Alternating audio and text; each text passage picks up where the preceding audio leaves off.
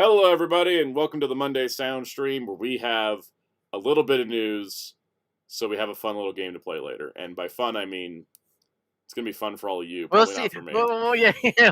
Let's see. It's I have to recreate the pose at the very end of the stream. Yes. Oh, Master Ben, member of 27 months. What is the most disappointing to bad camera toy you bought? Right now, the CSM Henshin Kaigen, because I am so concerned I'm going to break that toy. I'm not sure I can review Yeah, it. and you paid hundreds of bucks for it, hundred something bucks for it. $220. Yeah. Why not? Yeah, when you buy a very expensive item and it has a big thing of fearing to break, you don't want to touch it again. Yep. Okay, hi Omega Prime, you're up in that shelf up there. I've never touched you again. I have not touched Omega Prime since I finished the video. So, yeah. No, that's the one right on the top of my head. I think there's probably some other ones that are worse, but that's just the one that's like eating my thoughts at the moment because I'm like, I want to review it, but I also like I've done the transformation 3 times, and I already feel like it's gonna like snap if I just do it wrong. And when I do things on camera, I do things wrong. It happens all the time. So I'll make a funny video at the very end of the day. yeah, I just don't know if that funny video is gonna make up for the cost of cost. yeah. So, anyways, we have like a bit lighter of news this week because CinemaCon doesn't start till tonight. Then Marvel Legends is doing a stream tomorrow, and Man, so do they know we stream today? right, and so then the benefit is that also we don't have that much comic news because the catalog's finished, right? Yep. So, it kind of works out. So I think we're just gonna jump into it today. Let's just get on it because we have. I want to play the Silver Surfer game, and I want to have a little bit of time for that. So what happened last week on the channel, Mr. Soundout? What happened last week? We had the comic book haul, which was appropriately titled "Double Dipping" because. Can I mention unrelated to the comic, but Yes. comic really? You know what? One thing I wish you did is I wish you. When you did your Invincible video, I am disappointed you didn't do. And here's the reading order for. You didn't play the title card in that video. I did play the title card in that video, but I made it a Easter egg. Oh, it is at the literal very end of the video. Okay, I didn't look back at that now. Yep. And then the other thing was the Aura Changer review, which I had to do reshoots on because I have an inability to distinguish BP sounds. You know. So what? Shout out to Psycho-O's for keeping me straight on all the sounds. I mean, the thing is, the most newsworthy thing with that video for me, I didn't know those two things have separate names. I thought it was just the Aura Changer and the key. Yeah. Fernando Rivera dropped a super chat saying, "Love your comic calls. Keep up the good work. I'm glad you enjoy them because I enjoy doing the comic calls. They're fun. It also was, by the way, way less stressful doing the comic call while shooting it over here in this corner. Yeah, because it was just like I had to take Catwoman off the shelf to the tray table, not Catwoman off the shelf, grab 6 other books, walk it all the way to the back, come back, grab another 6 books, walk it all. Like every time I do a comic call, I'd have to take a stack of books, and I'd be taking like 3 or 4 trips from here to the back of the house. Now I can just take it off the shelf and put it right there. It's so much nicer. I would say I did get stressful when I saw the table wall. I was like, yeah, because I afraid the books would fall. It's the same table I use in the back, but in the back I have like a 1-inch carpet. In here I've got like 5-6-inch carpet. It's like thick carpet, so it doesn't stay as solid. It's not stable. Yeah. So I'm working on making things more stable. I also I picked this up to help as well because the DC collecting rules video. I don't know if you guys noticed. There was a moment where I almost lost the Batgirl omnibus off the back of the table. Oh God! I bought a couple of these little photo stand, book stand things. Nice. I think those are great for They probably are great to have now for more comic videos. Also, you're gonna show us your little friends on the shelf there, on the bookshelf there. Kind of, because it's not sponsored, but I wish it was. I'll grab the few of them that I'm not gonna grab all of them. I'm just gonna grab the ones I really care about. So not sponsored, even though they've sponsored me before. Not sponsored. I got Defender version 6 of the Transformers blockies, which includes shiny. I got the shiny Optimus Primal. Ah, nice. Which is cool, and we got Beast Megatron, and we got Cheetor, and we got Monkey and Lizard, and then also there's several G1 guys, but they put my boy Ultra Magnus in with the Beast Wars characters because they love me. It's a set. It's a set for you. It has your Beast Boys by Magnus also. And then the next set, which is all Beast Wars, also has Ratchet, who's like one of my favorites. So like. I already told. So the comic shop got cases in, and I bought a full case from them, and I already told my guy at the shop. I was like, "Look, just put aside a box of Series 7 for me." Do you love your little friends? I do. They're so much fun. I actually kind of. I know. think I have one right? Galaxy version, like Optimus, that somebody gave me. But I really prefer the Defender versions. I really like these. I like the Galaxy figures. I mean, Galaxy versions a lot, but the Defender, they're like, it gives you flashbacks of like collecting Mega Bloks figures a lot. It's like charming little guys and stuff like that. Yeah, and I think I love the charm of them. And my comic shop has like boxes for sale. Like you can buy singles, and I'm like, I might just grab a couple singles of some previous series just for fun. Yeah. Oh, Damie's World. Hi everyone. Hope anyone's okay. Love the channel. Has always keep up the hard work regarding Kamen Rider anniversary coming up. What's your favorite opening song? So favorite Kamen Rider opening. Favorite Kamen Rider opening. It's undefeated, and it's been years. Is Life is Showtime from Kamen Rider Wizard. Yeah, that was great. I love it. I've always been a big fan of Forze. It's Showtime. Mm-hmm. Also, Megatron can use the same effect between. The one that comes with the Beast mode works with the robot because it's the same head, basically. So.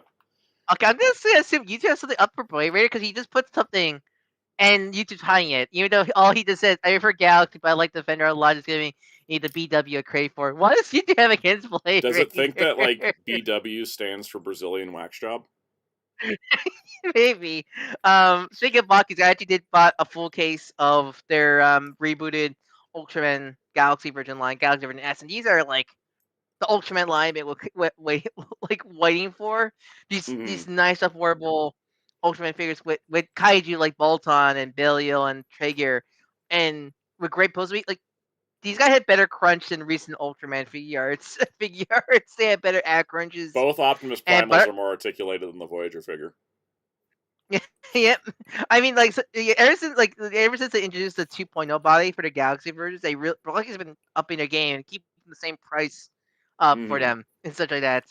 How much are a full box of Galaxy? $80 for 9 figures, which is not like that is $80 is so cheaper than buying a whole wave of Transformers nowadays. What's the price on a Defender version box on Big Bad? Is it like $38?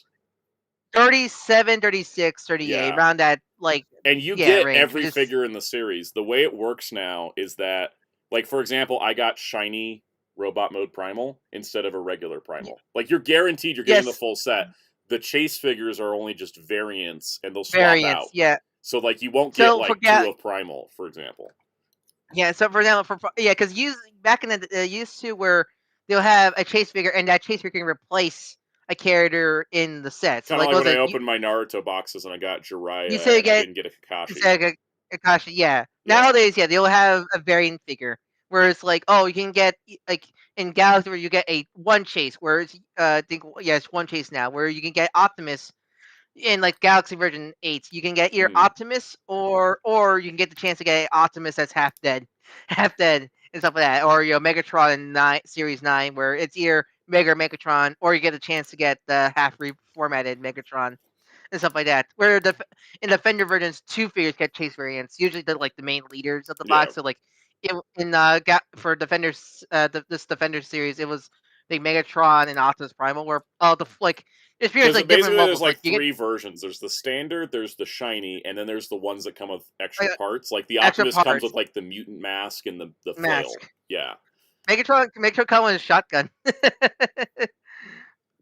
So I like these, and I'm all in for the Beast Wars stuff. I saw a leak of Defender version 8, and if it's real, I'm probably gonna buy a box of 8. Yeah, I honestly I've been thinking about recently. So like actually, what our frustration has when we talk about, which we'll talk about soon. I'm honestly thinking that I just want. I think I might honestly sell all my G1 character figures and just go with Blocky Swan with that stuff. Where I'll keep like anything non G1, like the Beast Wars, Armada, all that stuff. I'll probably still collect because those are more rare. But like when it comes to G1 characters, I love G1, but like I don't have the patience to keep buying them over again, especially for their high cost. High cost, where like I could just pay $80 for a full set of G1 characters and all that stuff. And now, especially now they're branching out outside the G1 space. It makes me more intrigued now and such like that. Because I'll tell you, like I don't collect Kamen Rider, but if they ever bring out Blocky's able to bring out the Blocky's Kamen Rider stuff in America, I'm totally buying those up because like I seen the Blocky Kamen Rider stuff. Those like kind of brought me back to childhood. Oh, there's something charming about them. It reminds me of like back when toys were fun because they just give you the fun vibes. They're also super nice posable figures Like and stuff these like that. run like $4 for one of these blind boxes, and I'm amazed because they're really good. Like I'm gonna end up probably becoming a bigger collector of the Defender versions. Yeah, no, I have everything up to 6 before the Beast Wars set. I even have Devastator. Devastator. Also, I'm just waiting for my BBTS pre-order. Also, if anybody's wondering where shorts have been, I've been kind of half sick because of the advent of spring. But I have all the Deadpool and Wolverine figures in now, so these will get a short at some point. Are you gonna do a blocky short? I'm not gonna do a blocky short on the DV6 just because Blockies is still Blocky. I haven't heard from Blocky since the collab ended with the Naruto stuff, and I'm kind of hoping they'll sponsor me again. And so I don't want to do I don't quote unquote want to do free work.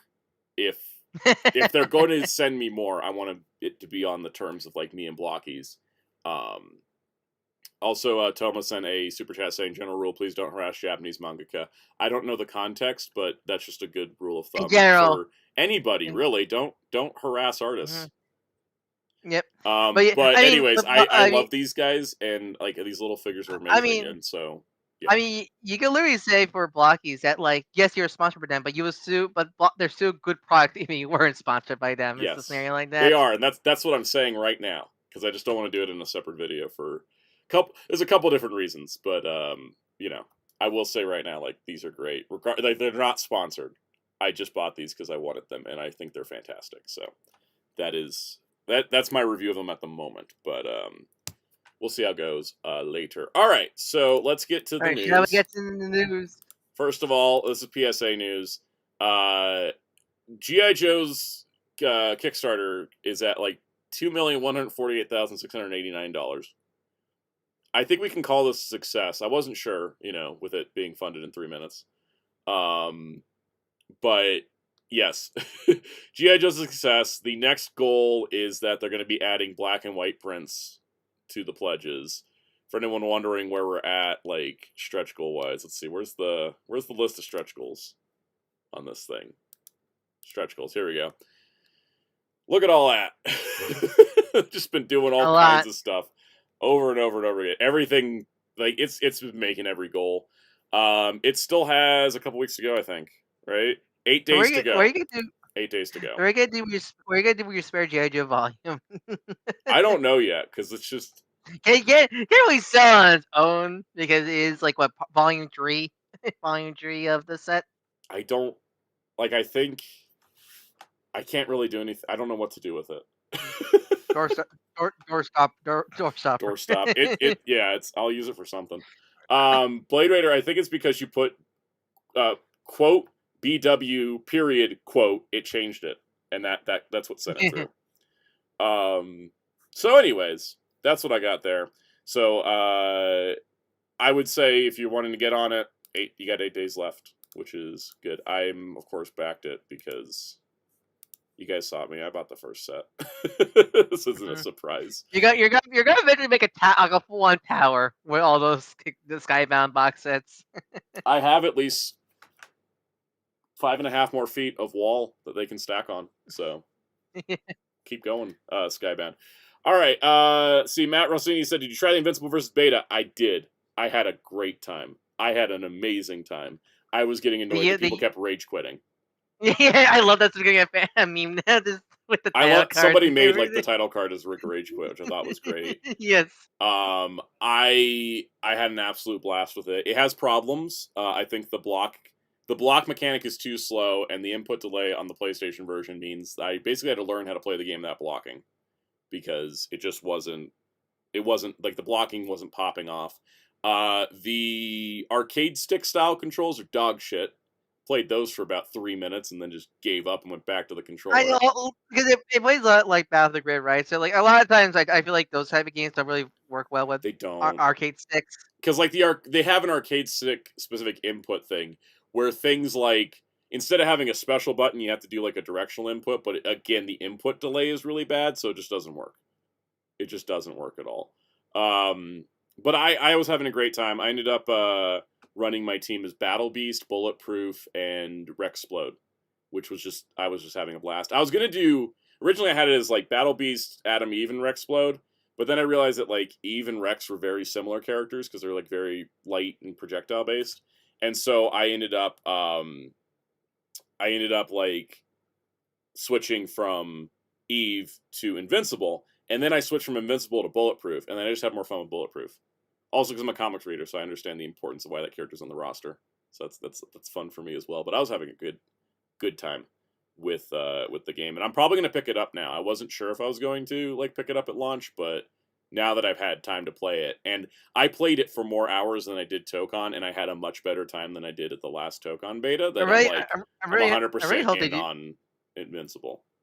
I really hope they do a new Tokon beta for the update. Yeah, with the new updated version. If they want, if Tokon wants my money, I need to be able to play that game before release without having to spend $60 on it, because like my only hands-on experience with the game is like insanely negative. So I really want to like play it again, because they've made a lot of changes, but I need to have the changes feel, because with looking and feeling in fighting games is different things, right? I still love the one of the magic quotes I saw where it's like talking to Danger like beep boop. I don't care. Yeah, I don't think Danger murdered a child in this universe. Pretty convinced of that. Also, Avery is Cool said, see the Amazing Digital Circus coming to theaters. I think it's a great win for indie animation, and theaters should be prepared for how that fandom acts online, though. Yeah, it is such a great thing to see, and to see indie animation has gone that big, where a final episode for indie series can get their last episode into theaters. The big great thing. Yeah, because isn't that show like part of that? What's that network of indie animation? Glitch. Yeah. Glitch production. I think it's amazing the stuff they're doing like on that. I think it's great that they're doing it. I've not watched like a lot of it because like most of it doesn't appeal to me, but I watched the pilot to one of it. What was it? It's the one that like takes place at a theme park with like robot people. Oh, Night to Guinevere, made by Dan Harris from Owl House. The premise was, I was like, oh, that sounds like right up my alley, and it totally was. So I really liked that. Oh yeah, that shit. No, I love that pilot. I can't wait for that when it's been officially greenlit. I can't wait for that to come out. I'm looking forward to seeing more of that, because like that first episode, I was like, oh, this is like all the stuff I like. Let's go. And a big F you to Disney. And any person that deserves to say F you to Disney is the one they screwed up so badly. It's the one who got really screwed over by them.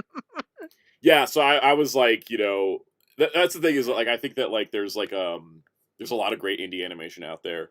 But that was the one that caught my attention, and it made me like go, oh, I need to see more of this. Like, I'm always kind of looking out to see when they do more of that one, because definitely, because right in City, how bad? Do you heard Avatar? The oh yeah, somebody attached the Avatar movie to an email.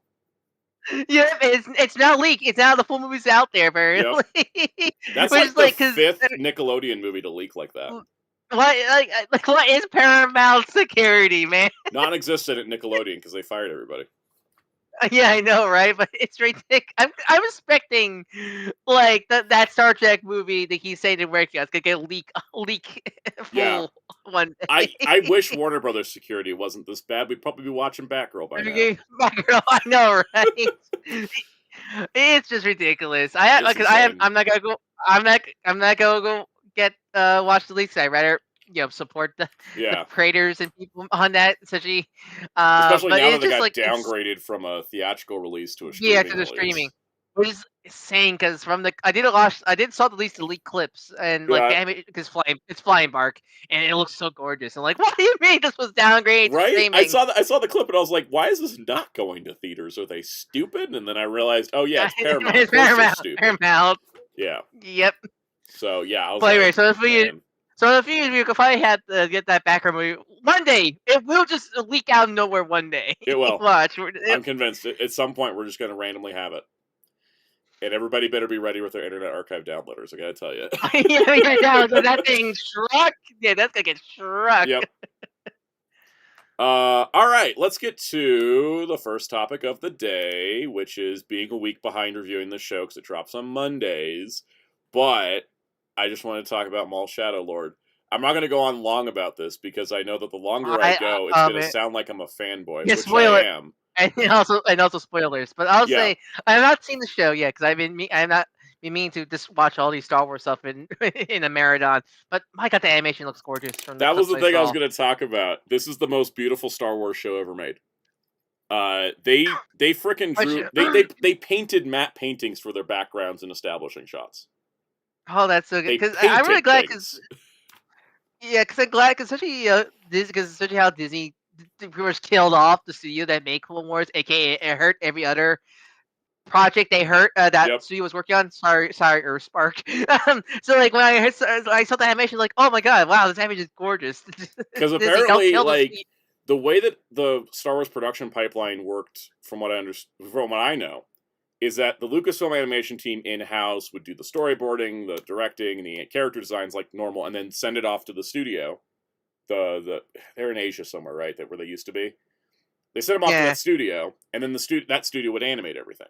And then they shut that studio down, and then it's like, okay, but where's like more Star Wars animation you can get done from? Apparently, this is being all done in-house at Lucasfilm. Disney? At Lucas? Yeah. Lucas, damn. Like I've been looking through credits to try to figure out like what studio did they send the animation to, but it's also only 10 episodes, whereas like the previous Star Wars shows would have like 16 to 20 episodes a season. And I wonder if that's it might I'm not 100% certain on this. It might be in-house, and that might be the reason for the lower episode count is because it's being done in-house instead of being done overseas. But the way that the show and like everybody that they've had on production, they're like, yeah, the show has a brushstroke art style in CG animation, and it's absolutely stunning. I've never seen anything like it. It's what I keep saying. Cool. Star Wars. Yeah, what I keep saying. Star Wars should just stick being animated. It really should. Like that. And it's beautiful, and the way they've done like everything, and then like there's contrast in like effects details. Like Maul's lightsaber looks different than Devon's lightsaber, and all this other stuff. The story also, I'm really happy. Well, Blade Runner. Okay, I'm correct. Blade Runner says, I think being a streaming show is why it's only 10. Bad Batch was 15 to 16 episodes a season, and that was a streaming show. So from what I understand, I remember you told me didn't send the final episodes where you could tell the studio was on its last doors. You could tell that they were trying to get Bad Batch season 3 done before everything closed down. Everything closed down because the last few episodes had a lot of shadow work to hide things. People kept brightening up the animation and going, wow, that pistol's just floating on his hip. But yeah, Bad Batch was 16, 16, and 15 for its episode counts. So this, being 10 is shorter, but the quality is so high, it doesn't matter. It's also the first time that Disney's allowed Star Wars to have a show about criminals, which is insane to think, but we've been skirting around it for a long time. Like Mandalorian started as a bounty hunter show and then just stopped being a bounty hunter show. Book of Boba Fett was going to be a crime show, but then he ended up just being a heroic character. Tales of the Underworld was more focused on Cad Bane's backstory than him actually being a criminal. Whereas this show is just like, we have 3 crime bosses deciding how they're going to split up territory and they're just going to try to kill each other. I was like, all right, let's go. It's the seedy side of Star Wars I've been waiting for. It's fantastic. Voice cast is excellent. Sam Witwer. Sam Witwer is amazing. He did all his performance twice. He did all the voice recording, and then he did all of it standing up in front of a camera with the Darth Maul lines painted on his face so they could visual reference his performance. Because they were like, we're not doing motion capture on this, that's too expensive. We'll just record. It's like how Disney used to animate their movies, right? Like when they did like Alice in Wonderland and Snow White and all that. They would film the animators would film photoreal reference and then animate to that. So they're doing the same thing with Witwer and his face as Maul. That's incredible. Because I'm not one of those people that thinks I think like I personally think Invincible's animation is not that as bad as so many people make out of it. But like I hear that I'm like, man, I kind of wish they did that to Sandra Oh's performance in Debbie in the recent episodes. I always say this with Invincible, they need to hire the furry porn artist for more than just the promos. Yeah. But no, so the other thing they did is that like they have such an understanding of the material too that like Maul's lightsaber is giving a new sound effect in this show that we haven't heard before. And I heard it while watching the episodes, like, oh, that sounds really cool, because like the idea behind like red kyber crystals is that they're like corrupted. They're corrupted. Much, right? They're bleeding crystals. They have a lot of pain inside them because they're being forced into a dark state of mind. So the sound effect of the lightsaber is mixed in with Sam Witwer screaming. Oh, nice. Oh, man, that's cool. And so I was just like, obviously, this is like fanboy stuff for me, but it also is just like, that is an incredible attention to detail. Like, imagine if like every red lightsaber user in Star Wars had their voice coming through the lightsaber as a screaming, like as the crystal screaming in pain. Like, that would have just been so damn cool. And I'm surprised we've never done this before, but I hope it becomes a thing that Star Wars always does. I tell you, man, the animation of Star Wars always bring out the creativeness in Star Wars. I feel like, because they can't actually. Because I feel like the always thing about the live action films is like because they're or just live action projects now, like Andor, I feel like okay, that's fine being a live action because it's a political show practically. Yeah. But like I feel like the movies, like I do feel like they don't really take advantage of them being space sci-fi nonsense a lot of times. They don't. I feel like that's because the prequels got weird reception despite going full space sci-fi nonsense. Which is sad, because I mean, like not because I grew up with the prequel, but I feel like I don't know, it makes Star Wars unique. Yeah. And I feel like the weakness of the sequel trilogy really is like the fact we didn't really get more space nonsense. Honestly, I think it's a thing that a lot of people have talked about, that like Star Wars used to reference, like when it started, like George Lucas just basically threw all his favorite things in a blender. It would reference old samurai movies and it reference old movie serials and all this. But now Star Wars just references Star Wars. So it becomes derivative. Instead of referencing another thing and like bringing it into the Star Wars world, it just references itself. And so then it just starts to feel less special. And it's kind of what the sequel trilogy was, just referencing Star Wars. Whereas like Maul, like Shadow Lord, this is a crime thriller. And so, like, the fun part is that, like, it has homages to other crime thrillers. Like, Maul has two Zabrak enforcers who are twins, and they're basically just the twin enforcers that Walter White had in Breaking Bad.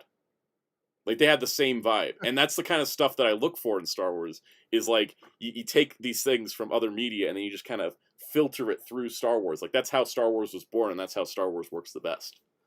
So there's nothing, that's the thing. I feel like a lot of people try to make, if you're being deliberate, that's a bad thing. No, it's not. There's nothing bad being deliberate of some other piece of media, as long as you take it to a unique direction, it's fine. I mean, because let's face it, Invincible is like practically Spider-Man, but like there's enough changes from Mark to Peter Parker where Mark is his own character and stuff like that. And that's the thing, is like what is it, the classic phrase? There's no unique stories in fiction. Everything's been done before, so it's what are you going to bring to the table that's a unique spin on it? Mm-hmm. Also, it's funny, Mutega's like, you actually watch Breaking Bad. I did not, but right now they're running a campaign for like anti-littering in my state, and they're using the Breaking Bad actors reprising their characters. So like, I'll be watching like a behind-the-scenes thing about Maul on YouTube, and then I'll get an ad of like the two twins from Breaking Bad telling me to pick up the litter. Well, here's the thing: Sal doesn't need to watch Breaking Bad. He lives in Breaking Bad land. Yeah, literally. Why think the Mexico filter comes in randomly sometimes? Yep. It's the true reason. But no, it's fun that it's so this show is fun because Ray mentioned I'm a big defender of Dexter's. I don't care what people say. I love Dexter's. Diner is one of the greatest things Star Wars has done, because it's like, that's because the essence of Star Wars you got to look back to like how George Lucas created it. He was somebody who wanted to put all his favorite things into a movie, and that's how Star Wars was born. And so every person that works on Star Wars should be trying to put their favorite things into it, not just Star Wars, right? Like, you know, Tony Gilroy comes into Star Wars and does Andor, and he puts together like, I want to do like, you know, I want to do like a political thriller that's about rebellion and about oppressive governments and how this all comes together, and I want to put it through the lens of Star Wars. That's how you're supposed to make Star Wars, right? You're not supposed to just make Star Wars that references Star Wars. You're supposed to bring something to it. That's why like Mandalorian Season 1 was so great, because it was a Western. It was a lot of Western tropes. Like Mando with his Clint Eastwood voice and his what is it? His like, he has like these power shells on his bandoliers that shake like cowboy spurs. Like that's all intentional stuff. It's one of those things where like I have not seen anything past season 1 Mandalorian, but like I do, like you said, you've seen trailers for Mando and Grogu. I do miss the fact that it was a Western. Yeah, I feel like it really is strayed away from its Western roots and stuff like that, and the later stuff I've seen. But yeah, so anyways, all long story short, Maul Shadowlord currently the best reviewed Star Wars project of all time. It has a 100% on Rotten Tomatoes, and watching it, have you done? It is that good. I forget. Have you updated your Star Wars ranking yet? I don't think you have. I feel. So I mean, when the show ends, I'm curious where this will place. I'm gonna wait a couple weeks because Mando and Grogu comes out like 3 weeks after the show ends. Oh right, yeah. So might as well just wait and do that. Yeah, it's like at the moment I've only seen 2 episodes. It's gonna rank high if it keeps it up. I mean, this and like Invincibles on Wednesdays, like that's a Daredevil on Tuesdays is also amazing. Tuesday, man, 3 days of really good television. It's like right the there. greatest 3 days of my week. It's like Thursday comes around, I'm just like, what do I got today? Nothing. But no, the thing is, like, speak on Daredevil for a minute. Like, I was wondering, I was like, why are the critics saying that Daredevil picks up in episode 4? These first 3 episodes are great. And then I saw episode 4 and I understood what they were talking about. Like, episode 4, just like, I was like, this is, like, it's like, yeah, it is kind of like the classic, like, this is cinema meme, but, like, it literally was. Like, it was incredible. And also, like, petition to the MCU to not kill off its villains. Because what Daredevil's doing with Bullseye is incredible and only possible because he's not dead. Man, like, from what you telling me, I really wish the Marvel animation team, like outside like X-Men 97, was like on the same level as as Maul by the sounds of it. I wish all Disney animation was on the level of Maul. I really like, yeah. So. Blader says I've got to watch Daredevil until Thursday, and it wasn't spoiled, so I don't miss Twitter. Yeah, like my Twitter feed, I think it's because I follow a lot of Daredevil fan accounts. My Twitter feed is like the second the episode drops, immediate spoilers for Daredevil. So like I have to watch it right away. But I get to take a Twitter break because I should take more Twitter breaks, right? I have a problem of leaving that app. I don't post on it, but I keep looking at it because people don't post their stuff on Blue Sky. I always not saying. I'm like, I would wish people could cross-post more. There's like one account I know that posts the same thing to Twitter and Blue Sky, and I really appreciate them doing that. Because like I go on Blue Sky on Daredevil night, and there's nobody talking about Daredevil. I go on Twitter, and it's just pages of Daredevil tweets. You know, like I want to engage with Daredevil, and I can't do that over on Blue Sky because no one's talking about it over there. So that's my frustration with the platforms. Is I'm like I really wish more people were talking about Daredevil on Blue Sky. But the thing is, I had to take a social media break because I can't watch Daredevil tomorrow night. So I gotta wait till Wednesday to watch it. That also means I don't have to look at my social media for a couple days. It's nice. Yeah, let's see. I feel like if the rumors are true, we're gonna keep. I'm pretty sure I think all of us would keep on learning you a certain thing gets announced tomorrow at the fan stream. Yes. If that rumor's true. I should be able to watch it live, but we'll see. So if the thing, if that thing that's been rumored does get revealed, we need to see record a live video of yourself on Discord or wherever. I'll try to do it. I just don't know where I'll be at the time that drops. But anyways, Master Ben says Maul's also your favorite Sith. Maul's not just my favorite Sith. Maul is my favorite Star Wars character of all time. I really appreciate Man Too Angry to Die. Like, he is the most interesting Yep. character to me out of all of Star Wars, because he constantly thinks he's the main character of the universe and gets constantly told he isn't, but still tries anyways. He's constantly, like, looking for vindication, but every time he gets close to it, he ends up throwing himself off a cliff and throwing up the whole plan. And he's just so fascinating to me. Like, he's so layered. And it's all entirely because of Clone Wars. Maul's one of those characters where Maul's one of those characters is why I need people should really need to check out all the extended stuff, like the TV shows and stuff like that, because you're missing out on one of the best characters. Oh, absolutely. Only go by movies. And if you're somebody that just wants to jump, you're hearing about Maul Shadowlord being great, and you just want to jump into it, like, I can literally tell you don't even have to watch that much, because it takes place before Rebels. Maul's timeline is pretty easy to follow, honestly. It is. Cause he, like, let me pull this up here real quick. I can just show you guys, like, right now. This will be easy. This will be easy, actually. It's pretty easy. I can just go to the Wikipedia page. So if you're wanting to follow the Darth Maul stuff, right? Let's see. You start with, yeah, you go into season 4, right? You go into season 4, and you start at Massacre. And you do Massacre, Bounty, Brothers, and Revenge. You're gonna get some Asajj Ventress stuff. You could technically just jump to Brothers, but you should watch the whole arc. All right. So this is like the last arc of season 4, episodes 19 through 22.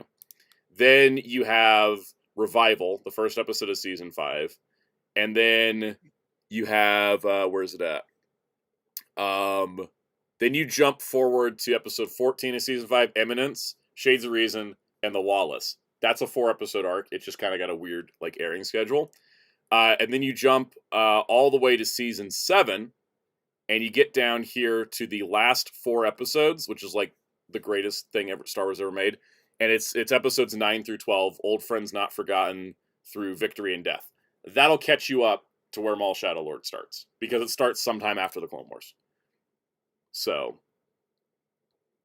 yeah.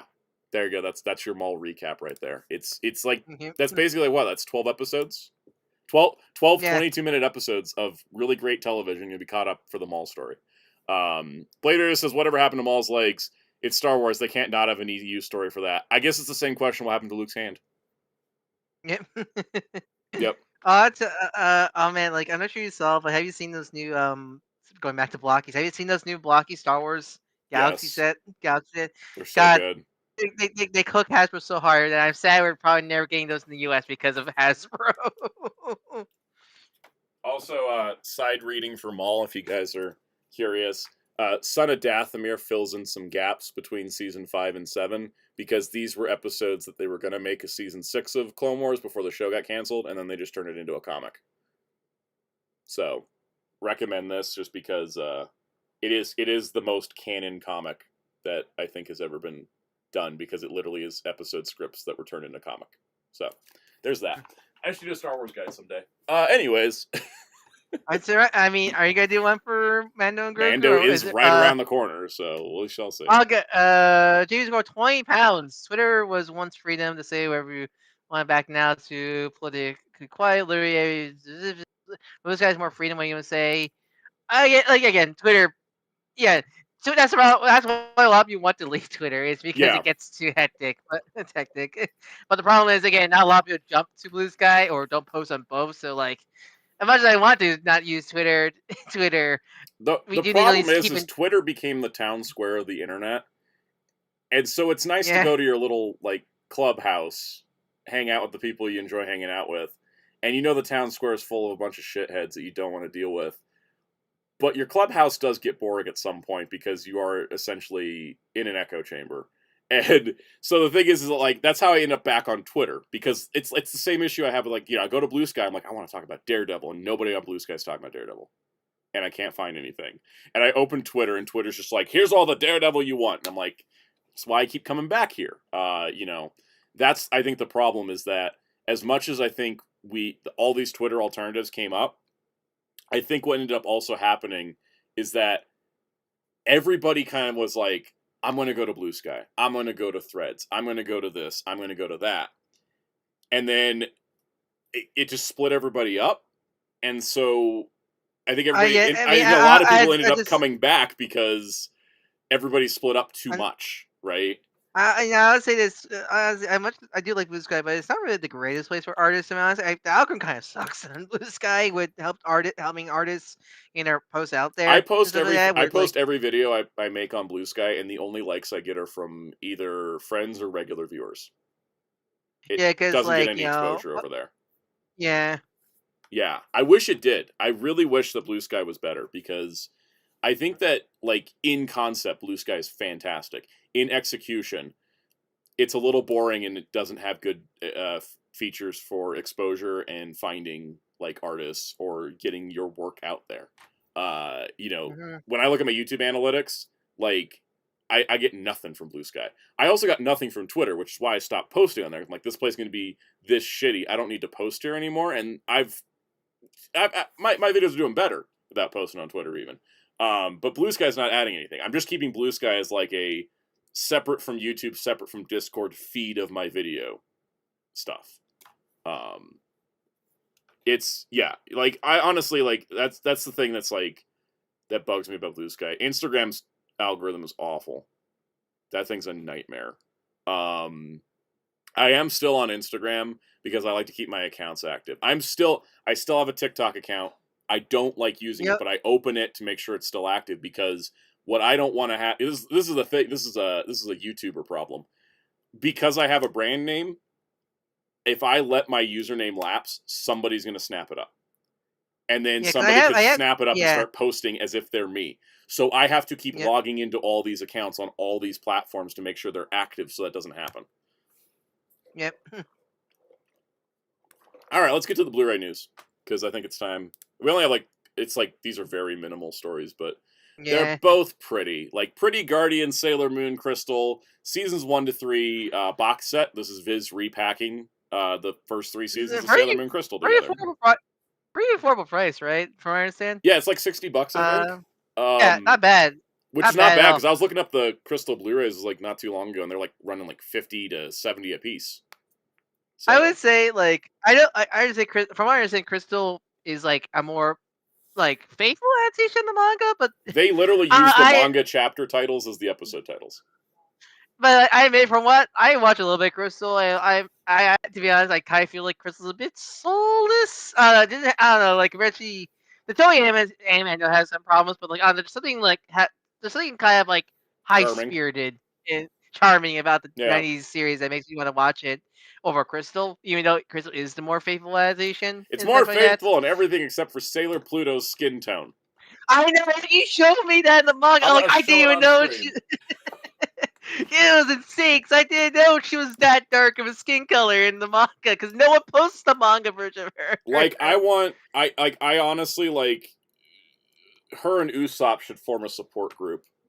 Oh god, I can't wait to talk about which studios one these. Yeah, like, if no one's ever seen manga Sailor Pluto, that is a dark-skinned woman. I don't know what ethnicity she's supposed to be, but it certainly ain't the pasty pale white she is in every version of the anime. Yeah, because, like, the night, like, it's like that's the same shade of dark skin as like Yorichi and Bleach, like, and stuff like that. Because look, every other character in this manga is page white. They're not even shaded at all. So it's very intentional that, like, Pluto is dark skinned, and then even the color pages lie to us too. The color pages lie to us too. There's like this one color shot of Pluto on a chapter cover, and she's not the same. She is not the same skin tone she is in the Max chapter. Yeah, she's slightly darker than the rest, but still not like what the manga has. Not the in pages have. Exactly. So that's my thing I learned this weekend. Because the 90s series, it still has a bit. It's lighter, but it has a bit melanin still. Crystal pasty white. Yep. Oh boy, I can't wait for us to talk about which studios one. Well, Alice in Wonderland. Speaking of pasty white, Alice in Wonderland's finally coming to 4K. This has been in the works for a while. We got listings, rumors, postings about this, like, back when Disney was still making their own. How many of the Disney? How many of the Disney classics have 4Ks actually? Because of course a lot Cinderella, of the Snow White, and Alice in Wonderland. Are they going in order? Maybe. No, we should have gotten Sleeping Beauty already. Yeah, right. Yeah. New 4K restoration of the film, plus all the bonus features from the Blu-ray release are included. I find it interesting that, like... This is coming out May cover... 5th. I find it interesting that this is, like, has a special, like, oh, look how, like, big deal celebration 4K House of Wonder. Remember Emperor's New Groove just has a generic 4K case? Yep. Like, with the black banner on top. I find that weird. Like, weird. This is also this is at least following consistently. Like Cinderella had a similar cover where it's like in the dress of the character is like all the like the movie. It is weird. Emperor's. I wonder if this just shows how much like Disney just treats Emperor's New Groove. I think Emperor's New Groove only happened because of an anniversary too. Like I don't think they would have done it otherwise. But yeah, like there's like the Snow White cover, and then Emperor's New Groove is just the Yu-Gi-Oh 4K like black banner top and everything like that. And it's just the poster. I think Lilo and Stitch was the same way. Well, yeah, I was going to ask if Lilo and Stitch got 4K. Yeah, it did. It got a Synergy 4K. And it's literally, I figured. This cover is not even like a poster for the movie. This cover is the one from the 2-movie Blu-ray collection. Yeah. But it's only the first film. Yeah, it's only the first film. Because see, this is the 2-movie collection, which is one I have. I didn't buy the 4K, even though I should have, because I've heard it's good. But I like my 2-movie collection. Yeah, there's also which other one came out? Oh, Mulan was like the first like Disney animated movie catalog title to get a 4K was Mulan. I don't know if I ever bought this though, because again, I have the 2-movie collection on Blu-ray. I don't expect them to 4K Mulan 2. It just would be nice to be included. All right, that's it for Blu-ray news. Let's get to comics. So first of all, we've got more digital DC Marvel crossovers. So the way these work, just like last time, one's on Marvel Unlimited, one's on DC Universe Infinite.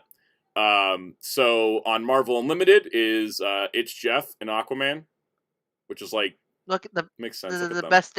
They need to be they should be the best of friends. Wait, the Blade. Oh, Blade Runner says did Lilo and Stitch's 4K have the pizza box edit? Because if that's really? If that's the case, then I'm definitely not buying it. Because the Blu-ray doesn't have the pizza box edit. Oh yeah, Lion King and Little Mermaid also got 4Ks. It has the washing machine. Yeah, I have the washing machine on the Blu-ray. It's an older one. And then on the DC app, you can read Supergirl and Blade, which I was like, this pairing makes no sense. And then the first panel of the comic is Mojo going, "What doesn't make sense to put together?" And then just put Supergirl and Blade together. And I was like, you know what? Fine, that works for me. It works for me that like Supergirl and Blade only cross over because Mojo said that would get ratings. He's right. I read the comic. It's pretty good. Both of these were fun.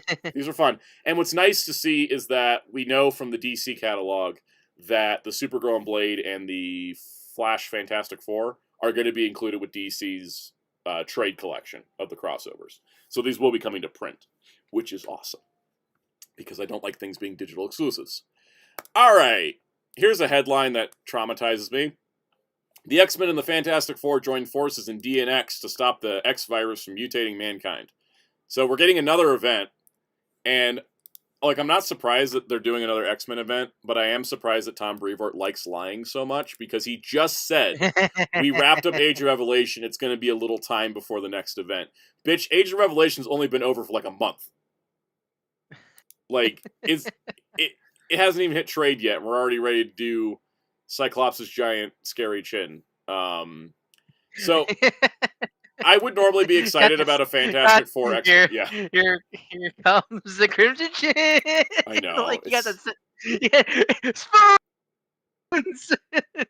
Like, why does him and Reed have the same exact face? I don't get it. Anyways, I should be excited because my two favorite teams being written by Jed MacKay, but I'm not excited because the X-Men line is it's crap right now. What was it someone said? All these X-Men events here to help. This tweet here. Writing an X-Men event every 3 months is McKay's payment to the devil to allow for infinite Moon Knight. It's how I feel. Because I like Jed MacKay, but I think just like Jeff Lemire, I don't think Jed MacKay can write a team book very well. I think Jed MacKay is a very good solo character writer. Just like I think Jeff Lemire is a really good solo character writer. Because like Jed McKay's X-Men bugs me, just like Jeff Lemire's JSA bugs me. And I can't pinpoint what it is. It's just not working for me. I feel like Jed McKay, I think like it wasn't for, I think Jed McKay, honestly, because I think there's something there for Jed McKay's team writing. I do like his team writing on Avengers, but it's always the case of the editorial screw him over, honestly. Yep. I think he does character banter really well in character dialogue. It just like the problem is he's working on main Marvel, 2 of the big Marvel teams, so the editor mandates like stock on like a hawk. I'm also like I'm hoping this is just a crossover miniseries and not here the next 3 months of Fantastic Four are going to be derailed, because Ryan North's Fantastic Four has been great for being very easy to read with only minimal event crossovers. And when there is, it's usually like fun and not super tying into the event. Yeah, like the Blood Hunt tie-ins were great. I love that Blood Hunt. And the One World Under Doom tie-ins made sense, and also it made sense because Ryan North was also writing One World Under Doom. So I'm just like I'm a little bit worried about that. And the other thing I'm worried about is I'm not even worried about it, but it just feels like X-Men cannot escape events right now, and every time they do an event, they launch a bunch of solo titles, and then those solo titles get canceled. So it just kind of feels like we're in a causality loop of nothing.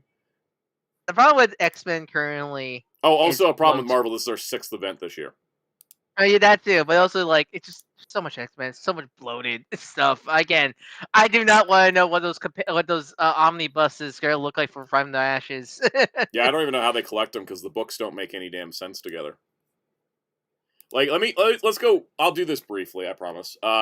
Jed McKay's X-Men run so far. Here's the League of Comic Geeks. You can see where I stop reading. It'll be a fun experiment.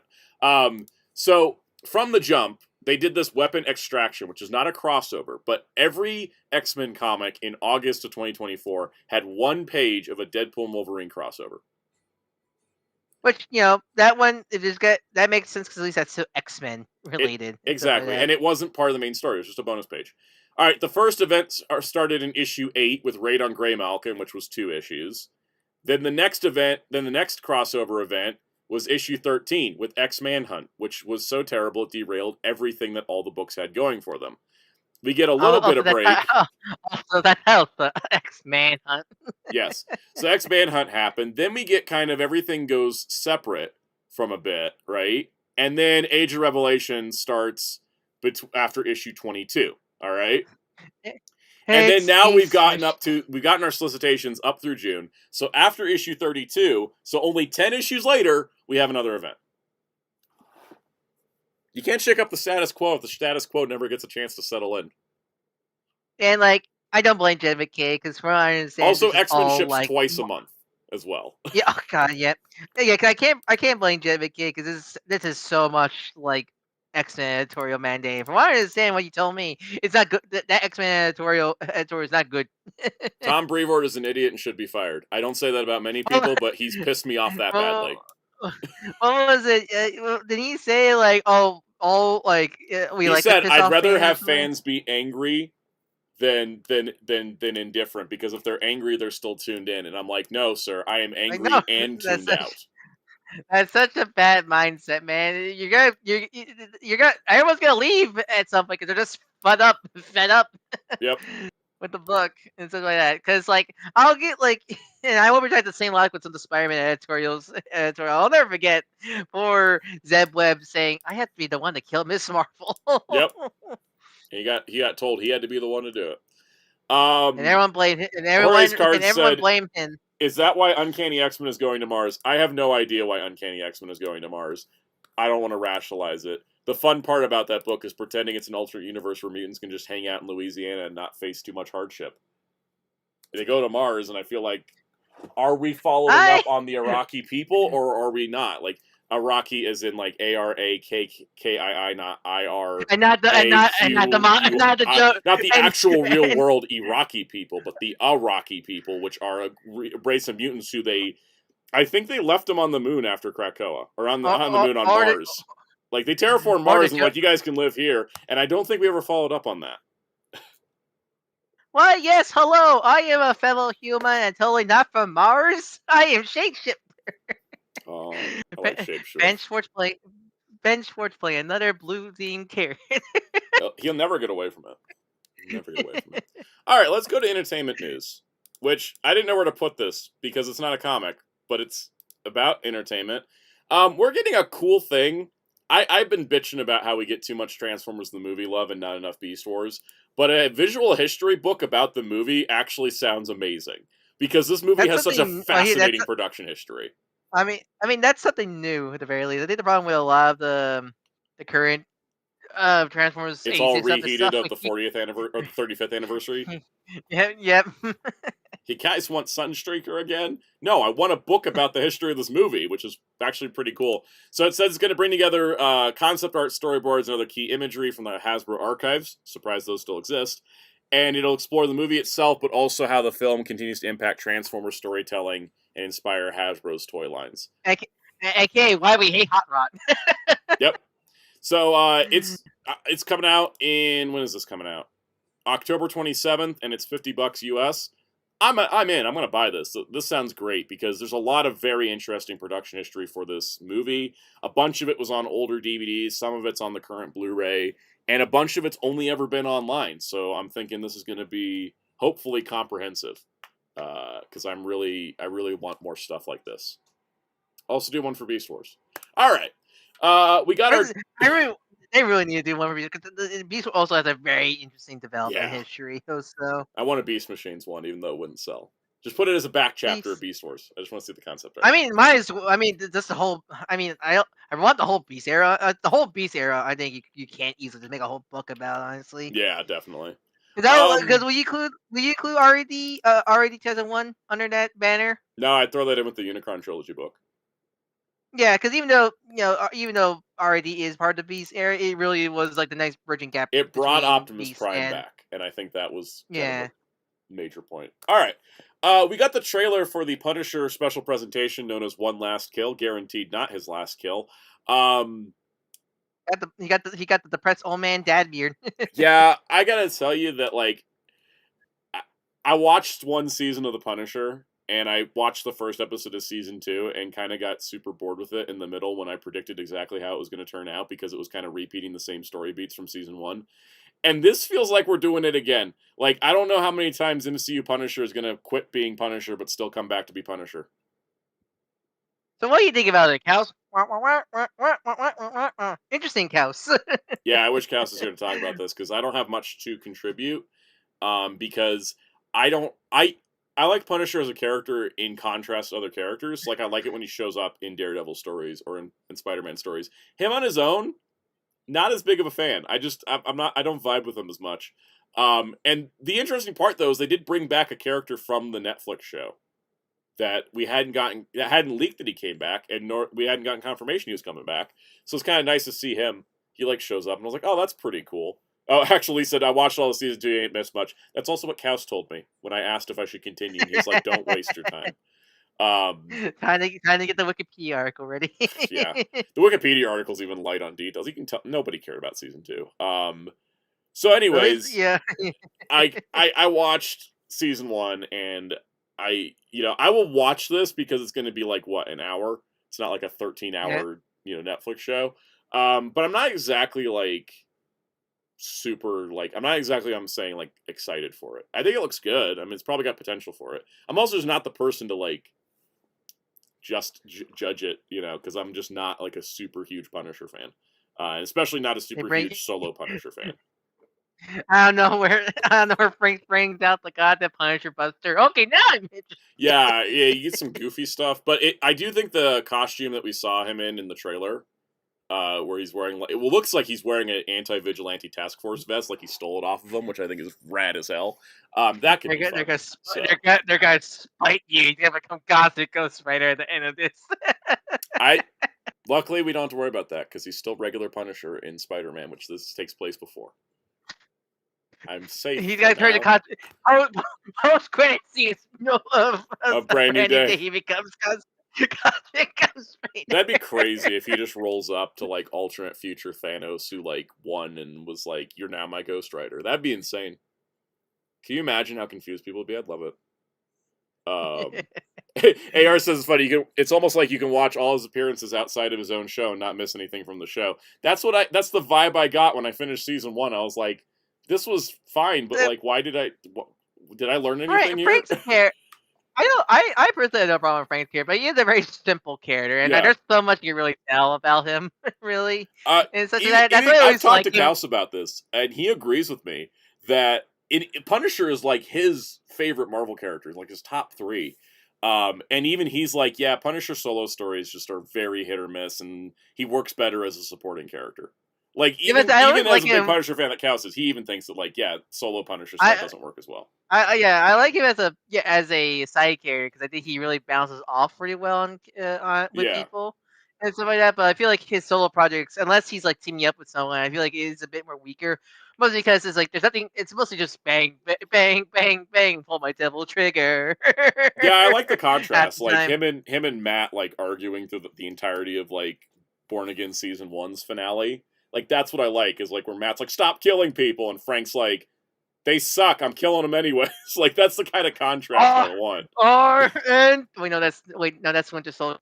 What's Frank's ultimate line again? Judge, jury, and executioner. Executioner! Yeah. So anyways, I'm still going to watch it because, but I'm not going to go back and watch season 2, because everybody tells me don't even bother season 2. At least with Iron Fist, that's a new, that's a story that's new at the very least, even if it's not told well. Iron Fist season 2, yeah, it's at least a new story, and it has Typhoid Mary in season 2. It's not that bad. Oh, really? Yeah, she's like the sub-villain of season. Yeah, everybody's like, oh, when is Typhoid Mary going to show up in Daredevil? I'm like, it'd be nice to bring her back, and everyone's like, back? And I'm like, yeah, she's like a secondary antagonist in season 2 of Iron Fist. Oh, wait, no, it's screaming Mimi to become Songbird. I was like, Songbird. No, Typhoid Mary is in season 2 of Iron Fist.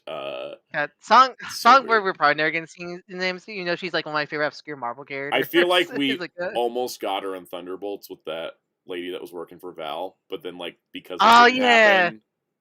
Yeah. I will say Iron Fist season 2, I would not say is the worst season of the Netflix Marvel shows, because Iron Fist season 1 is.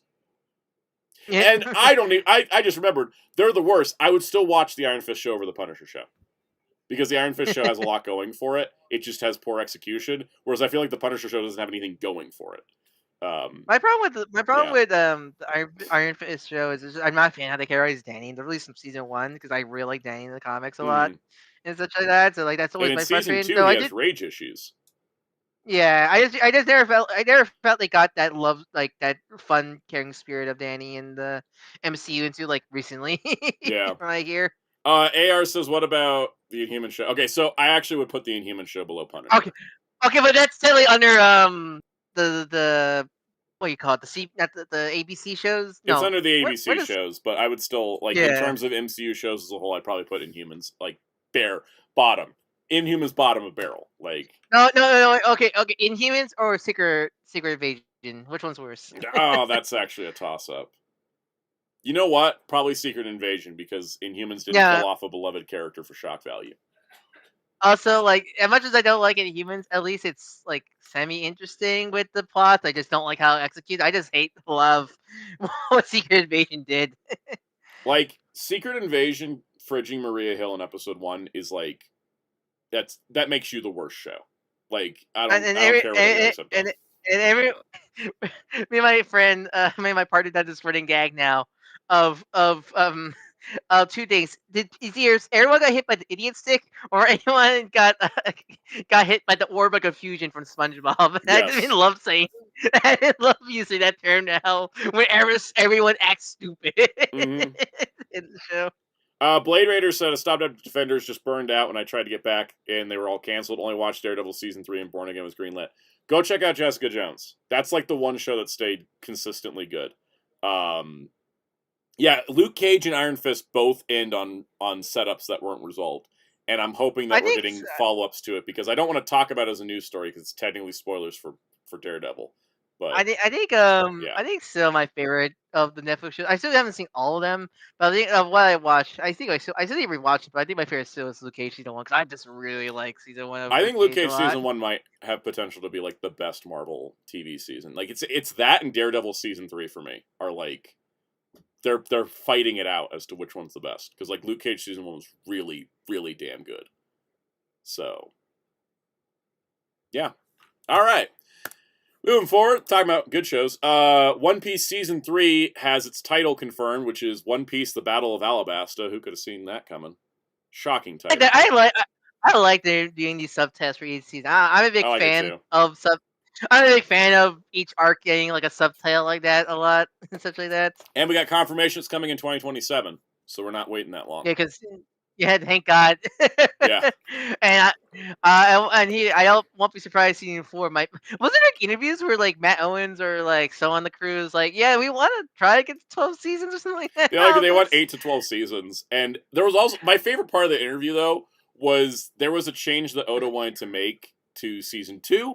And they were like, "We can't afford to do that, Oda-san." They get the money. And Oda They said, get the money. "Find the money, not just get the money. Yeah. Find the money." Like Find the money. he was like, "This has to happen." They're like, "He was totally right. This was a great." I don't know what it was, but like whatever it was, he said, "Find the money," and they made it happen. You know what I think? The unluckies.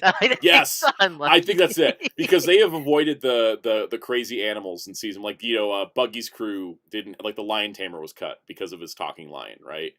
I think it was it probably was the unluckies because they're expensive, and I think that was probably why Oda said find the money. We need the unluckies in here, but exciting that this is coming next year, and also we got confirmation Karu's going to be in it. There was a quote from one of the showrunners that said, like, the sands in Alabasta are large and the ducks are huge. And I was like, I'll take that as confirmation Karu's in season 3. Because when we see him, he's getting cooked alive by Luffy and Usopp. Oh god. Hopefully not, because the thing is, like, people were talking about it, and there was another interview quote where they said, like, we had to structure some stuff around for believability in live action. And somebody pointed out, yeah, Miss Wednesday's disguise kind of falls apart when she's walking around with a giant duck from the land of Alabasta. So yeah. It makes sense for them to have cut Karu and now bring him in later. So, all right, now the next thing is we got an update on the Wit Studio remake, which first of all, yes, it's still happening, and second of all, everybody's still white as hell. Oh, no, even more white. All the memes I saw were great. I don't even know. Like, let's go through the characters. Let's go through. We got Luffy. Looks good. I think he looks so good. Mr. Tan, but still I think he looks okay. The thing that blows my mind is the fact that, like, for some reason, Animated One Piece forgets that these guys are have a lot of exposed skin and are on boats. Anybody wear an open vest on a boat, you're gonna get tanned. Like, Then Zoro. Zoro's also missing where is his color? Where is it? It's even weirder to see Zoro without his tan than Luffy to me. It's like, where is it? Nami's got more tan than both of them. Yeah, really enough. Also, she got the time skip waist there. Yep. And then... oh, man. I'm glad this trailer didn't come out during February. You know, it's even funny when we get our, because this was announced the same time as the next announcement. We got 2 spectrums of the color palette. Because my God, Usopp. What happened, man? The anime hero's figure has more color than this. Also, I'll say the way how they color his lips look bothersome to me. Yes. Because like he always has his lips, but like it never like felt distracting before. But like the paleness of the skin and the darkness of the lips make them in this scenario. See, the thing with Usopp is he's never been super dark, right? In any of the animations, manga stuff, he's never been super dark. But he very clearly has physical features, like his hair and like his overall look, that he does look like he's supposed to, and even Oda has said, like, Usopp should be a black man. And over time, Toei has just lightened him up like crazy. Like every time we see the new like art style shift for him, he's lighter than he was the last time. And I don't get it. Because we're also now at a point where the live action show has correctly cast a black man to play Usopp, to which the Universal Parks in North America are using a black actor for the character of Usopp, and yet here comes Wit Studio going, what if we make him even whiter? Also, anybody saying there's nothing wrong with Usopp being this color. I love people posting the scene from Sinners. Are you a clan? Yeah. Y'all clan. Because, yeah, like, the thing is that there is a very distinctive choice in art style, even if not necessarily in the color pages and stuff. There's a whole cultural discussion to go into here, and I'll bring Sailor Pluto in for the therapy session, but, like, what the hell, man? I love Blade Raider's comment. Later it says, let the film degrade like 80s and 90s, and all of them can be pink. It's not a tan, but the sunburnt would be closer. Yep. Psycho Oz has the same comment as when they recast Frankie. I don't even watch the One Piece anime, and I feel insulted. Yeah. Thank you for appreciating the struggle, because like it is a struggle. Like as someone who's a fan of Usopp, I just wish he looked more like he should, not like. I think because you notice when we go to the images of Usopp, I never think his lips look distracting. Meanwhile, here with the Witsy design, his lips are distracting. Like my Usopp plush back there, he's pretty white as hell because it's the post time skip design, but his lips aren't that prominent. Yeah.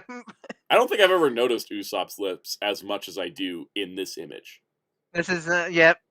Yeah, getting some Mr. Popo vibes, unfortunately. Yep. Miyosanji, I mean, he can white. I feel like anybody, Sanji's not bad being white as hell. He's supposed to be European, so he can be pale as hell in the sun. That's how Europeans work, right? No, he's cooking. He's probably cooking still with that black suit he's always wearing in the sun. And then Shanks. I mean, it's Shanks. Shanks pretty. I forget, because I remember didn't Shank have more tanner skin pre-time skip also? I think everybody did. Everybody had more tan skin. You know? Nami was more a pinkish skin tone at the very least. And then I can't wait for Witsu's Robin, where it just be a flashbang every time she comes on screen.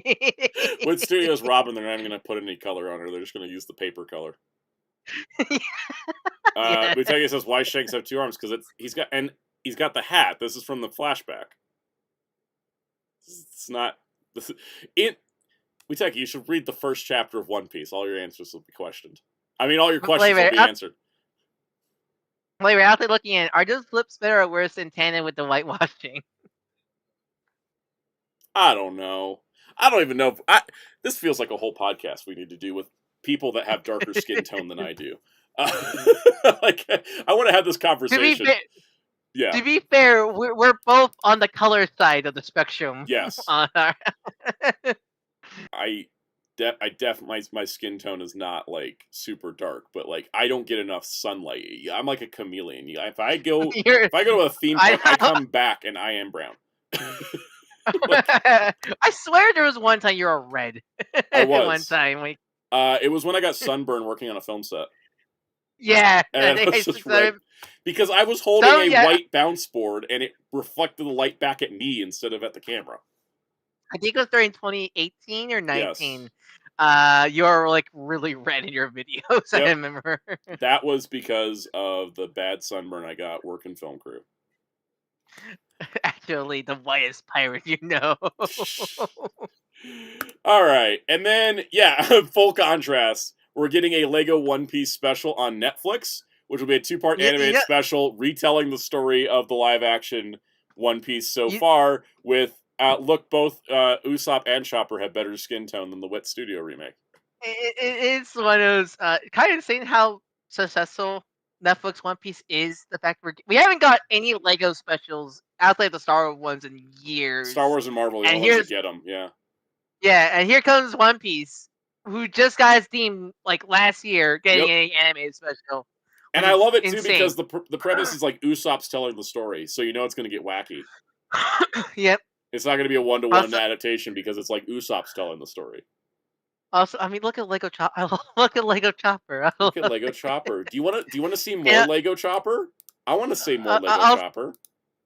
also I want to see because the fact that because they're animated more like real Lego minifigs, unlike say Ninjago. I hope since Chopper has no individual legs, I hope he hops. Just hops with moves. I really want him to mono leg hop. That'd be the greatest. Yes, but anyway, speaking. So where can you buy that leg, Mr. Santa? So, flawless transition in the toy news. We have the pictures of the Lego One Piece season 2. And the prices. Which I will say, the prices suck on like 2 sets, but otherwise I think they're okay. Yeah, but I think overall this way compared to a lot of recent Lego stuff, I think the prices are Marvel pretty fine. or Star Wars. Yeah, I think the prices on these are pretty fine, except for 2 sets where I'm baffled why they've cost that much. Yep. All right. So first of all, let's talk about the first one, which is Dr. Hirulock's hideout. So if you want all your trauma relived in brick form, here you go. So this is like the less expensive set, the least expensive set in the lineup. $30. Perfect price. You get essentially, I think a lot of the prices I don't mind fully because a lot of these molds, we got a lot of brand new molds for these, and a lot of it they cannot reuse. There's no way they can reuse hair and hat. It's never gonna be hat. Yeah. I love all the little details. I love the fact that it comes with Dr. Correa because, when we first got listings for this, I was like, okay, it's probably just going to come with Hirulock and Chopper. But the fact it comes with Correa is, like, perfect. Also, they're doing, the first wave had random wanted posters for pirates. This time they have random dossier posters for Baroque Works agents. Oh, that's cool. So this one comes with one of those. Also, what's cool about Chopper, because he's actually a brand new mold, because he's like he's a modified baby mold. So now this mold, the body can take a regular sized minifig head and regular minifig arms. I won't be surprised to see Rocket Raccoon in this new body now going forward. It would be perfect for him, absolutely. Also, let me get the other page pulled up here. I want to do these in order. So like I'm super impressed at like the affordability behind that set, because that set, if that set was in Star Wars, that set would be like $50. That's $50. And smart brick integrated, right? Let me go to the next set. What's the next set in price?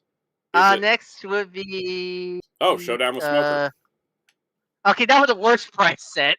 Yes, but still, it's the next one. It's the next one up. All right, let me pull it up here. Okay, so we have Showdown with Captain Smoker, which as a set I think is damn near perfect, because it's Luffy and Sanji versus Smoker, and they freaking threw Dragon in there. Can't believe Dragon's in a Lego set.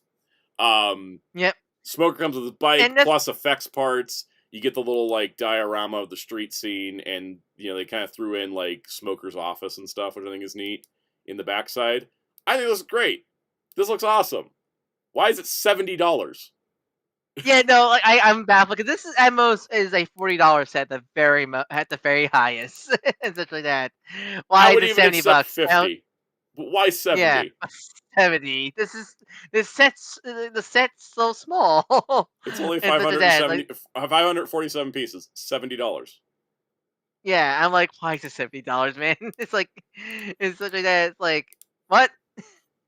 All right, well, let's go back. I'm gonna do these. I'm doing these in price order, like I said. So the next one. Oh, your Sleeper House Demon Den. That's the one I'm not buying. I'm absolutely not purchasing this one. For 2 reasons. One, the price sucks, and second of all, why does Chopper look like that? What's wrong with him? He looks fine. Why does he look like that? You don't like those unstaring, pointless eyes? They terrify me. He does have the ability to sit, which is neat. You can put stuff in his backpack, which is cool. I'm just you don't like Teddy Ruxpin? Don't like Teddy Ruxpin Chopper, especially if he's not going to talk to me. Also, where's that buildable Herbie that I saw a listing for? I want that. I don't want this. This scares me. He's just unsettling. We have now 2 buildable Lego choppers. Tony and CP01. All right, the next set, next in price wise, I think is absolutely the best set of the wave. It is the Dorian Bragi giant fight. Because this is just such a perfect, like, set for Little Garden. I know some people are like $80, but honestly, you are getting a lot. You're getting like 1, 2, 3, 4, 5 minifigures and 2 brick build characters, and plus like Mr. Tree's little. You're getting cake 6 build. minifigures and 2 brick builds plus the cake, because the Vulture, Miss Friday is a minifigure technically. She's so, brick built, but they consider her a minifigure. Yeah, so you're getting. I think you're getting a good deal with this. You're getting a lot.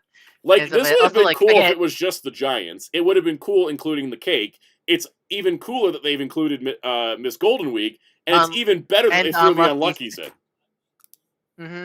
It's now perfect. Like, and I mean, also, like, again, like, I don't know. You can never reuse Mr. Tree's hair. Mr. Tree, like, you probably could use Miss Golden Week because, you know, it's just a hair with pigtails. You can easily reuse that piece for like generic Lego city stuff. But that hair piece for Mr. Tree is so specific to Mr. Tree. How about the head pieces for the Unluckies? How do you reuse those? Yeah. Yeah. Because Mr. 13. Mr. 13 still uses. Yeah, is using the same chopper mold, but still. But the helmet thing is very much an otter in pajamas. Yep. So. My only complaint is there's just not a Sanji to fight the Unluckies. You need to buy this expensive smoker set. Yep. K-Boy says, the set looks amazing. The only problem we don't have Mr. 5 and Miss Valentine. That's the one thing I want to say. I will say it before we get to the last two. There's no set for Whiskey Peak, which I find weird. That there's not a Whiskey Peak set. Because we got a set for every other arc. Because I feel like there's a set, you can easily include Igaram, Igaram, Sunday, and Igaram, Valentine, and Mr. 5.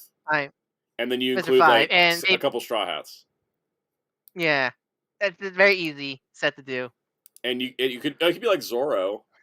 Throw Mihawk in. I don't know. Oh yeah. But it should, we have a whole. They should have. Actually, they should throw Mihawk because he's the only minifigure. Not Ryu. Yeah, because he's the only minifigure in Barate that's still exclusive. Especially with the next set. That's not exclusive Barate because Zeph's in there, and there's no reason to release Zeph outside the Barate. Yeah. It could be cool. Like you do, just do the Whiskey Peak Saloon, right? And it's just like Zoro and Mihawk, and then like a couple Baroque Works guys, and then Mr. 9. That's the other one we need. Mr. 9. We need 9. No, you know what? Maybe they're saving it because they could do it as a giant set, right? Like maybe it's like because like there's maybe another 18. There's no 18 plus like, set in this way.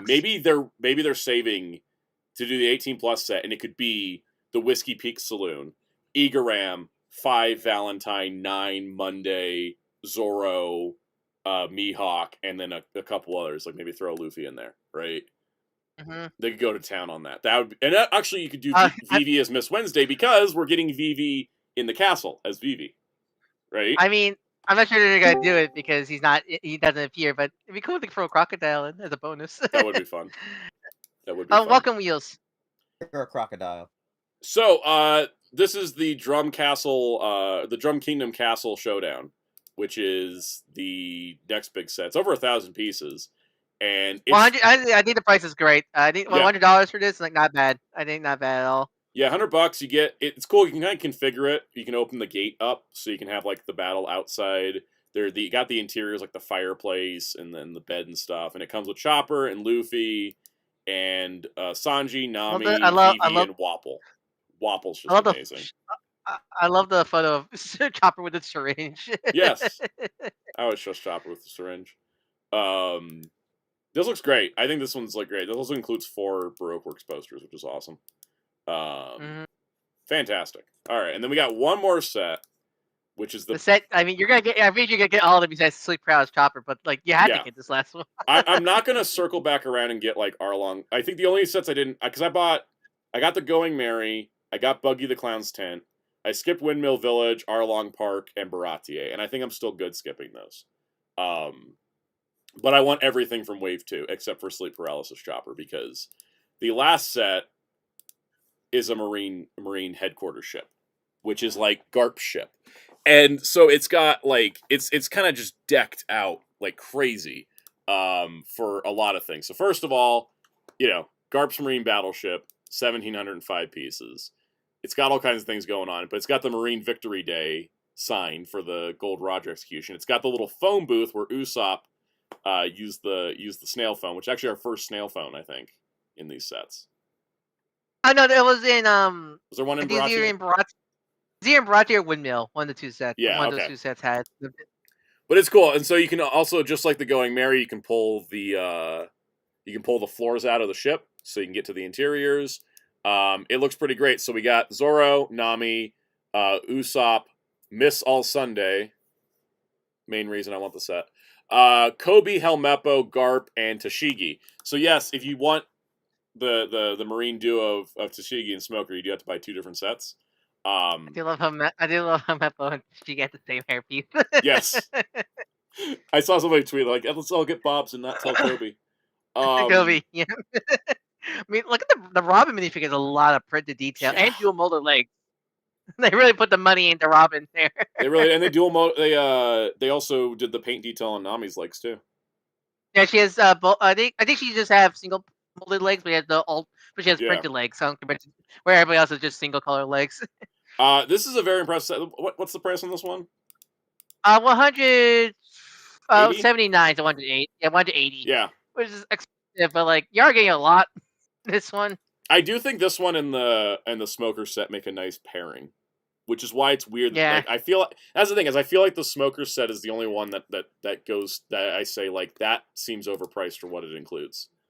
Yeah, I feel like everything else. Like, and the Gum fruit, which they revealed a while back already. The Gum fruit. I mean, because I feel like the Smoker set is like practically a DLC for this set. Yeah. So like it's weirder that it's so expensive because if you buy this and that, you get the whole Straw Hat Smile Chopper and the complete Marine cast. And then you can just get the Dragon. Chopper set with Heraluck that's only 30. Yeah. Yeah. I think it's a good wave because, like, I think that pricing wise, it's a little off on the Smoker set's the only thing that's a little off. Everything else feels like reasonable to me. And Sleep Rouse and Sleep Rouse's Chopper, yeah. It's funny. There's 3 $70 sets. It's Sleep Rouse's Chopper, Gum Fruit, and Smoker. Those are the ones that don't feel right. Everything else seems I do not get why the Gum Fruit's 70, man. Yeah, like I don't get the price on those, but every other set, including the Wave 1 sets, I feel like they're all appropriately priced for what they are. So I'll give Lego that credit because they certainly I $85 X-Jet still traumatizes me. I mean, seen the smart brick prices? I have, and I still think $85 X-Jet's worse. Just wait till it's Lego Pokemon sets. Oh god, the $260 set that comes with a Pokemon trainer. That's a thing that leaked. Yeah.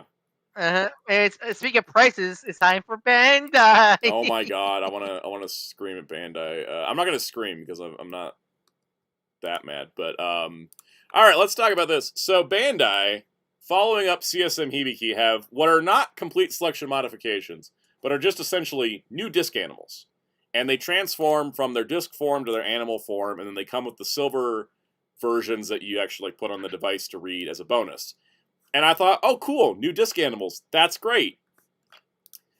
They're 9,240 yen each.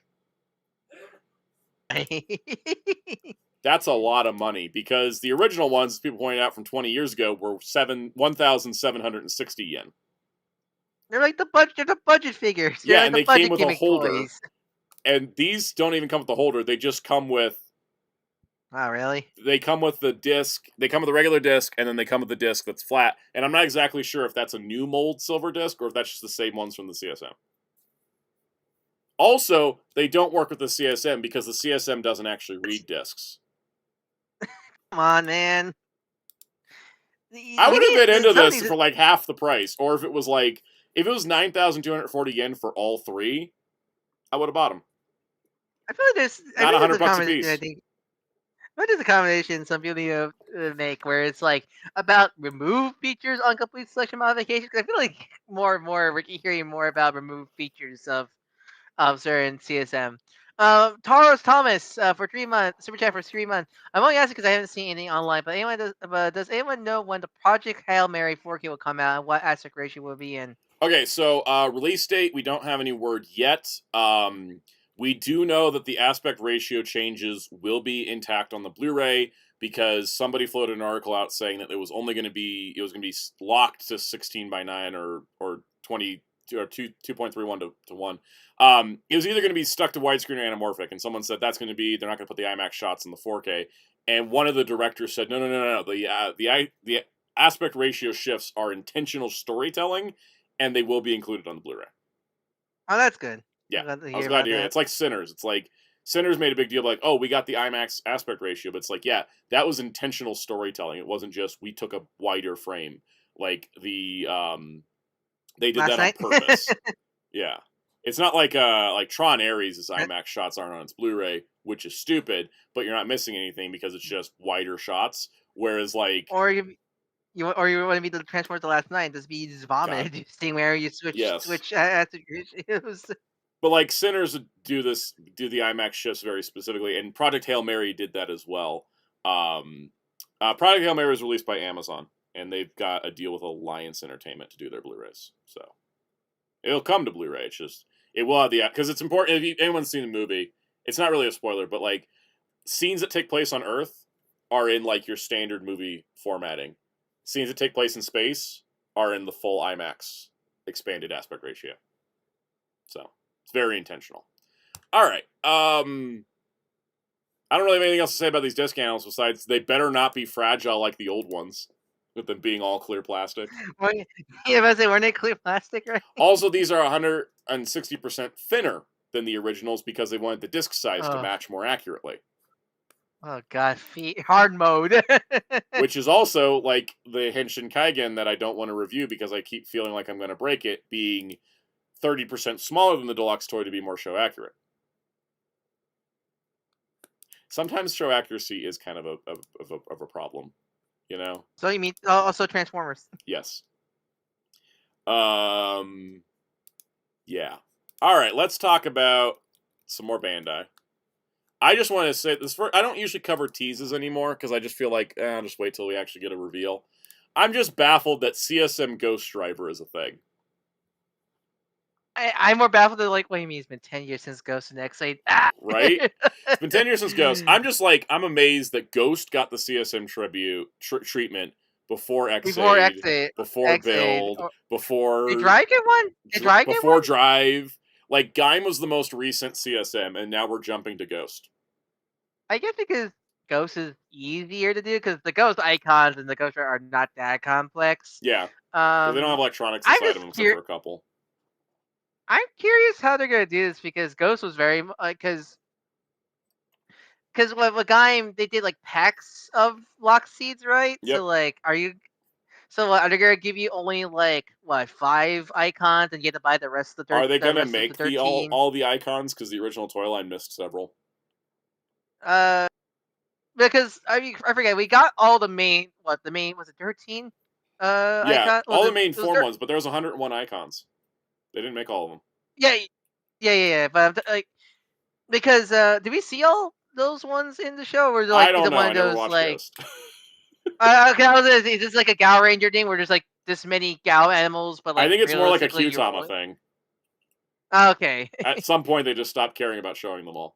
I will say that this will be interesting because are they going to piecemeal out the Ghost stuff, or is the Ghost Driver set also going to include the Grateful Driver? Because one of his forms uses a different belt. I would say the Grateful Driver is honestly one of my favorite belts in Kamen Rider because it's all one and I always appreciate being just one and done. Will this include Spectre? Because he uses the same belt and such like that. It should include Spectre, and Spectre didn't have a proper standby sound on the original, so they should also include Necron because Necron had a I think it was in one of the V cinemas where he had a super form where it uses the Ghost Driver. Yeah, and I think they did release his icon, but it was one of those like the boost icon where I think doing a CSM is a good chance to kind of redo stuff and make things better. Because since because I feel like Ghost Rider was on the build bottles, but like it was literally limited because everything was hard programmed in, so anything they add afterwards, either during the production or any post show, you can't work unless you make everything electronic, every icon electronic. So like this could be a good way to get a proper final show one and such like that. I always say that Ghost. I don't hate the show as much people did, but like I would say I do think all the designs hit hard. I do just It love has some of the aesthetic best suits. It does. I mean, I'm a sucker for hoodies, Yeah. hoodie character designs a lot. All right, let's And move on. And I like Spider-Gwen. He doesn't look bald without Yeah. the hood down. It's always funny seeing Spider-Gwen with the hood down because like bald. Anyways, for a thing that like, why did it took this long to get it now? Super Saiyan 4 Son Goku Daima, the adult version, is getting its figure arts release, and this photo here of him standing stock made me see the funniest and most validating comments of my entire life. Where I saw a bunch of figure arts fans say, with that little paint, you might as well just buy the Dragon Stars. Yeah, yes, thank you for finally realizing what a lot of us have been saying, which is that Dragon Stars does a damn good job these days. I think Dragon Stars get too much hate. Did they? Because I think like Dragon Stars get too much hate, man. Because I think way too much hate. Are they? Are they very limited to pose? Yes, but you're paying $20 for them, and they're fine affordable figures for anybody who just wants to have the character people. So they're like that. It's just baffling it took this long. The cat adult Daima Goku. And as a lot of people are pointing out, the lack of shading, because like the Dragon Ball figure arts used to have a little bit of shading. This has like no shading going on. Because like, if you look at the Dragon Stars, which doesn't have any shading, right? And then you look at the figure art, look at the Dragon Stars, look at the figure art, and you're like, okay, why is this one 4 times the price? This is for more. I forget. Wait, hold on. Let me go Daima Super Saiyan 4 Goku because I don't want to say, is this pink? Supposed to be that pink? Pink. I don't know if it's supposed to be that pink. The Dragon Star is a little darker. Darker. Yeah, let me look at Daima. He's like a. It's more of a magenta. And okay, I'm looking. Yeah, it's like a magenta. I feel like a middle of the Dragon Stars and the the figure arts is the best option because I feel like he's too pink. Yeah, actually, because there's been a problem I know today on the sound stream discussing skin tones and how Toei can't do any consistency. Yeah, because even I mean also because it's not just the figure, but the statue the Ichiban statue they released for Daima Super Saiyan 4 also has the same pink fur problem. Yeah. Also you want to get technical. Also skin color, he should be more tanner. Tanner. Should be tanner. He also comes with the rock that he emerged from. That's no, cool. That's just that's just photography. Oh, the rock doesn't actually come with it. Nope, they love doing that. They have him cooler. Also, they love throwing that rock piece and not. They love throwing the rock piece just for photography, but never give you the actual rock piece to display with your figures. He does have big ass hands. He has a Kamehameha effect, which is basically the same thing we keep getting. Big ass hands. It's slightly bigger. Big ass hands. Yeah, slightly bigger. And DLC for Daima Adult Goku. Yep, you get the powerful. And but only in Sheep form. You probably Ultra Vegeta 1's got or Goma or Big Goma's gonna come with the actual raw powerful rod. He just doesn't come with enough for me to be like, I need this over the Dragon Stars I mean, it's one of those things where what else can he come with scenario like that? I don't really blame the figure to the yeah. What else he can? I mean, I do think it's weird. He's P Bandai. I know the kid version was too, but like Sherlock. I don't get. People will buy this. People will buy it. Why is this P Bandai lock? Because I think it's both U.S. and Japan, right? Problem. Yep. My theory is that my theory is with P Bandai lately is they're just making everything Dragon Ball almost exclusive now. Do you think it's the case they purely want the money, don't want any of the stores to get the money? They want the full the full percentage of it, yeah. Yeah. I don't know. Yeah. I think the problem is they made the shitty Daima figures and they realized no one wanted those chibi pieces of crap. Well, I think the problem with the minifigures is they overstock them. Like they overstock. Well, they not only overstocked them, it was like the boxes are horrendous because they're the normal figure art size boxes, and then there's this tiny figure inside, and then it's like $40 on the shelf. Who's gonna buy it? Logically, when you see it, why is it so much? Even though like I don't get because GT Kid Goku came in a slim box. Yeah. Why can't you put him in a slim box? In such like that. I mean, with the necessity love with I mean, I will say he's only 75. They didn't like upcharge him to like 100. thank so, God. yeah. Thank God. I mean, sort of slight hot take. As much as I do like this Daima Super Saiyan 4 design, I think they did not use him effectively in Daima, to be honest. The fact he only did the Kamehameha as his big finisher move is like, really? Come on. No Dragon Fists or anything like that. I just kind of felt... I wonder, like, I've said this for a bit, like, the last few episodes of Daima are my least favorite of the entire show. I mean, just one big fight scene? Yeah, because, like, this is the thing, is that, like, it's a hot take, because a lot of people are like, oh, Daima got great in the last few episodes. I'm like, I'm a complete opposite opinion. I was enjoying the story, and I was enjoying the adventure, and I was enjoying, like, exploring the demon realm. And then the last 4 episodes are just like, fight. Here's a form. Here's the adult form. Here's a form. Here's the adult form. I tuned out because I'm like, it's just fight scenes. At least here's my hot take. It wasn't really good. It wasn't. Like, Daima just was ass.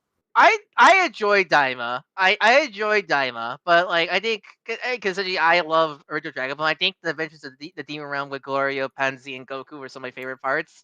But I still think Daima overall, I feel like I wish it did more, because I know a lot of people love to like to talk trash about the Black Star Dragon Ball arc, which fair. There's a lot of issues with that arc. Yeah. I feel like visually and just it felt more adventurous, because I feel like the Demon Realm, especially, didn't feel interesting. I feel like what made original Dragon Ball so special was how weird and unique the world Dragon Ball was, and the Demon Realm didn't really have Demon Realm that. is the digital world from Tamers. Flat, empty landscapes. Yeah, especially that.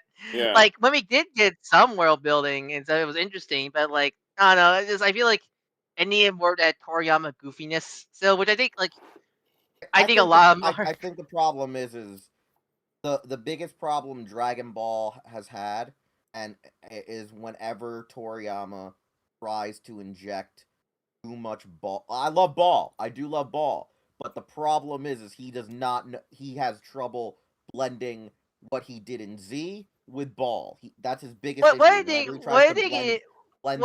the two. He always ends up overdoing one or the other. What I personally feel is more of, I think Dragon Ball is not just comedy adventure. I think what's nice about original Dragon Ball is it had almost a lot of things. You have your goofy comedy stuff with the Pilaf arc, but then you get the really cool tournament arcs during the Tenkaichi, but then you get like the big serialized story with the Red Ribbon arc. And variety. Then, so that you get that's what it variety. Had. Variety.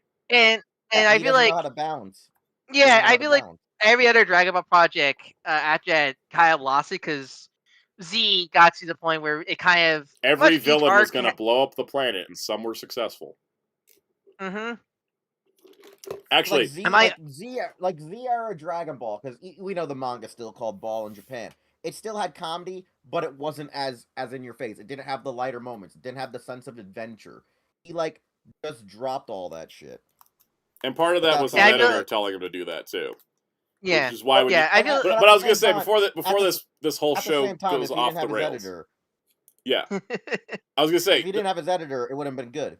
Yeah, the thing is, like, editors are important to creative direction for a lot of reasons. The thing is, like, I think with Daima, the reason why I think it didn't land for everybody and kind of just didn't stick landing in general is because it was a very early Dragon Ball style story that also had to be sold to an audience that only knows Z, because that's Toei's whole marketing plan is Z, right? Yeah, and also, like, I think a lot of people. I think it's big misconception. I think it made it so you could just join it, and I think that, like, it's a weird show too, because when I look back at it, it was simultaneously too damn slow and way too fast. Yeah, I think a big misconception of Daima also is some other people say this is Toriyama's final work, and it totally was, but I think a lot of people think he was more involved than he really was, because from what I understand, Toriyama came in late. They had the idea, they had the premise, they had the setup. Toriyama came in to consult on it, and then just took the whole project over and started writing the whole thing. That's the way it ended up going down. He wasn't the one that came up with the idea.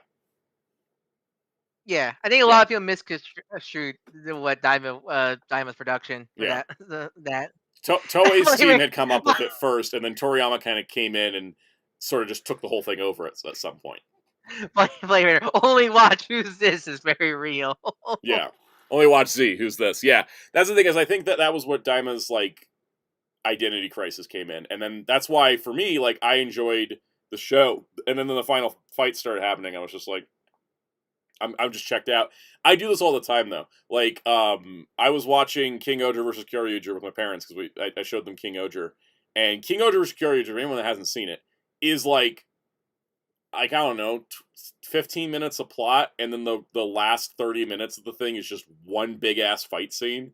And like I'd seen it before, but like the second time watching it, I just checked out at some point, and then the credits start rolling and they start dancing. I was like, oh right, it's over. Because fight scenes without any emotional connection and fight scenes without any tension that relates to the story just do nothing for me. It's a blank in my head. It doesn't matter to me. People say, yeah, it's similar how I think people say like, oh, the fan service in Mario Galaxy is cool, but like after a while, I just kind of blank out. Yeah, because they're just throwing so much. Because that's the thing is like with Daima, if Daima was like the next chapter of Super, I would have been locked into those fights. But because Daima's like an interlude piece, I'm like, yeah, Goku, Vegeta, Piccolo, they'll be fine. They'll be fine. Oh, you know what? Also, it's gonna be okay. So I'm just like, this is just fights. That's neat. What also hurt Daima is the weird contrast of them not wanting to stick to the more Dragon Ball aesthetic. So for me, I did not like it. Was just, what if we shrunk them down to look like Goten's height? Well, yeah, because they weren't turned into like kids. Their adult form. That's the thing that a lot of people. Yeah, they're not turned into kids. They're turned into SD versions. Except for Goten and Trunks, who are babies. Yeah, back to babies. Because like visually, yeah, because you're right. Visually, they didn't. It's not like they went to their kid designs. They just got. That's why shrunk. I hated it. I think it would have been cooler if it was their kid designs. I wanted ugly baby Piccolo again. I was so mad that we didn't get Grumpy Dende. Yes. Yeah. I wanted Grumpy Dende back so bad. I wanted to see that one trying to Orifar because it would have been adorable. I wanted to see my adorable little Grumpy Dende. Because I think a lot of people like think, oh, GT was bad because Goku was turned into a child, and I don't think that was the biggest problem with GT. I think honestly, GT is bad because its plot makes no sense. Yeah, no, I think GT's weakness is just plot structure. Bad because they tried to make it a Pan show without actually trying to make Pan a character. Yeah, no, yeah. It's like somebody was very much wanted Pan to be the main character, and then Toei's misogyny took over and didn't let that happen. No, definitely. Because I honestly think Goku, to be perfectly honest, I think Goku was probably written his best post. Like, if we're talking about post, like, original Dragon Ball, I think Goku was honestly written his best in GT because I feel like he was he acted like I think Goku should act, where like, yeah, he's fun loving. Because I feel like he will still act the same even he was his older self in GT and stuff like that. Where like I feel like in Daima he was kind of okay scenario like that. He just kind of was there scenario. It's the problem I've had with Goku ever since the manga ended. He's just kind of there. Yeah. Yeah. They're like they're afraid to mix up Goku's character too much. Before we turn this to a Dragon Ball podcast, let's get to the next. I was gonna say we should talk about some DC figures. But what were you gonna say, Wheels? I don't know. I forgot what I was gonna say. Cool. We're gonna complain about Transformers in about 5 minutes, so get ready. All right. Transformers now. No, we're gonna do DC first. These will be quick. And my browser froze on Goku. So we have. Hey, it's me, Goku. Hey, it's me, Goku. So we have our next DC Page Punchers. DC's Page Punchers releases. So we got Martian Manhunter in classic look with a cloth cape. Surprisingly, not wired, just cloth. Not wired, yeah, just cloth. I do know. Some people do know that like Marvel's been getting more cheaper with their cloth wired cape, where some have it, some don't, and this is like, we're not giving it this one scenario. So from there, his Red Platinum chase is Bloodwind. Bloodwind was a dude he posed as in the 90s. I think that's a good Red Platinum. I think perfect. Because they've been getting better within the Red Platinums, and then you get just stickers. Where like, because I think like for them like the not Jack Nicholson Joker, that's like what his platinum is like superpowers colored or Toy Biz colored. Perfect. And this one's not a bad one also because he's a very gluptional character. And for people who do know him, we'll try to pick it up. He's one of those characters that I have a couple of the editions, but when I was starting off reading DC comics, I bought one of those DC encyclopedias from like DK. And I was reading Death of Superman for the first time. I'm like, who the hell is Bloodwind? And I went and opened up the encyclopedia and just flipped to the B section. Was like, oh, that's who that is. He's never had a toy before. Okay. My hold on, I take that back when I'm getting back with Red Platinum. I realize what the next ones are. Yes, I will be talking about that. Now, the thing is much like Max Shrek and a couple others, you can pre-order Bloodwind at GameStop on... Can you pre-order the other one in this batch? These are going up tomorrow. And yes, you can pre-order all of them. The 2 Red Platinums will be at GameStop. So that's, that's an option. Hopefully they fulfill the order because they canceled my Jessica Cruz. So. Oh, god damn it. We got Tim Drake Robin in the 1 year later costume with the wrong mask shape. Yeah, because this is the Nightfall Batman mold here. Well, because the body's the more blank body, so we have it correct there. Yeah, but then the mask is the 90s mask, not the 2000s mask. I think that's the it's not reused because that one has like a grimace face. This is smiling, so yeah. They made a new sculpt, but so they didn't get the mask right. And his Red Platinum variant is Miss Martian. Make sense of that one, guys. They're both on the same team at the same time. Also, this is the first Miss Martian action figure to release since the Young Justice 4-inch figure in a 2-pack of Martian Manhunter. At least she has a wear cape, according to John. Yep. She's also a Red Platinum at GameStop tomorrow. So good luck, everybody. Noon Eastern's when McFarlane pre-orders go up, for anyone wondering. So good luck, everybody. I should set that alarm for myself. Should be like, don't miss this, because I could easily miss this. I'm trying to look at her. I'm trying to look at her body to see if she's reusing Nightfall Catwoman. I don't think she is, because I think she's using like a younger mold, younger teen mold for her, because they love reusing. There's two. McFarlane has like 2 female-based bodies: Wonder Woman and Catwoman, Nightfall Catwoman. Yep.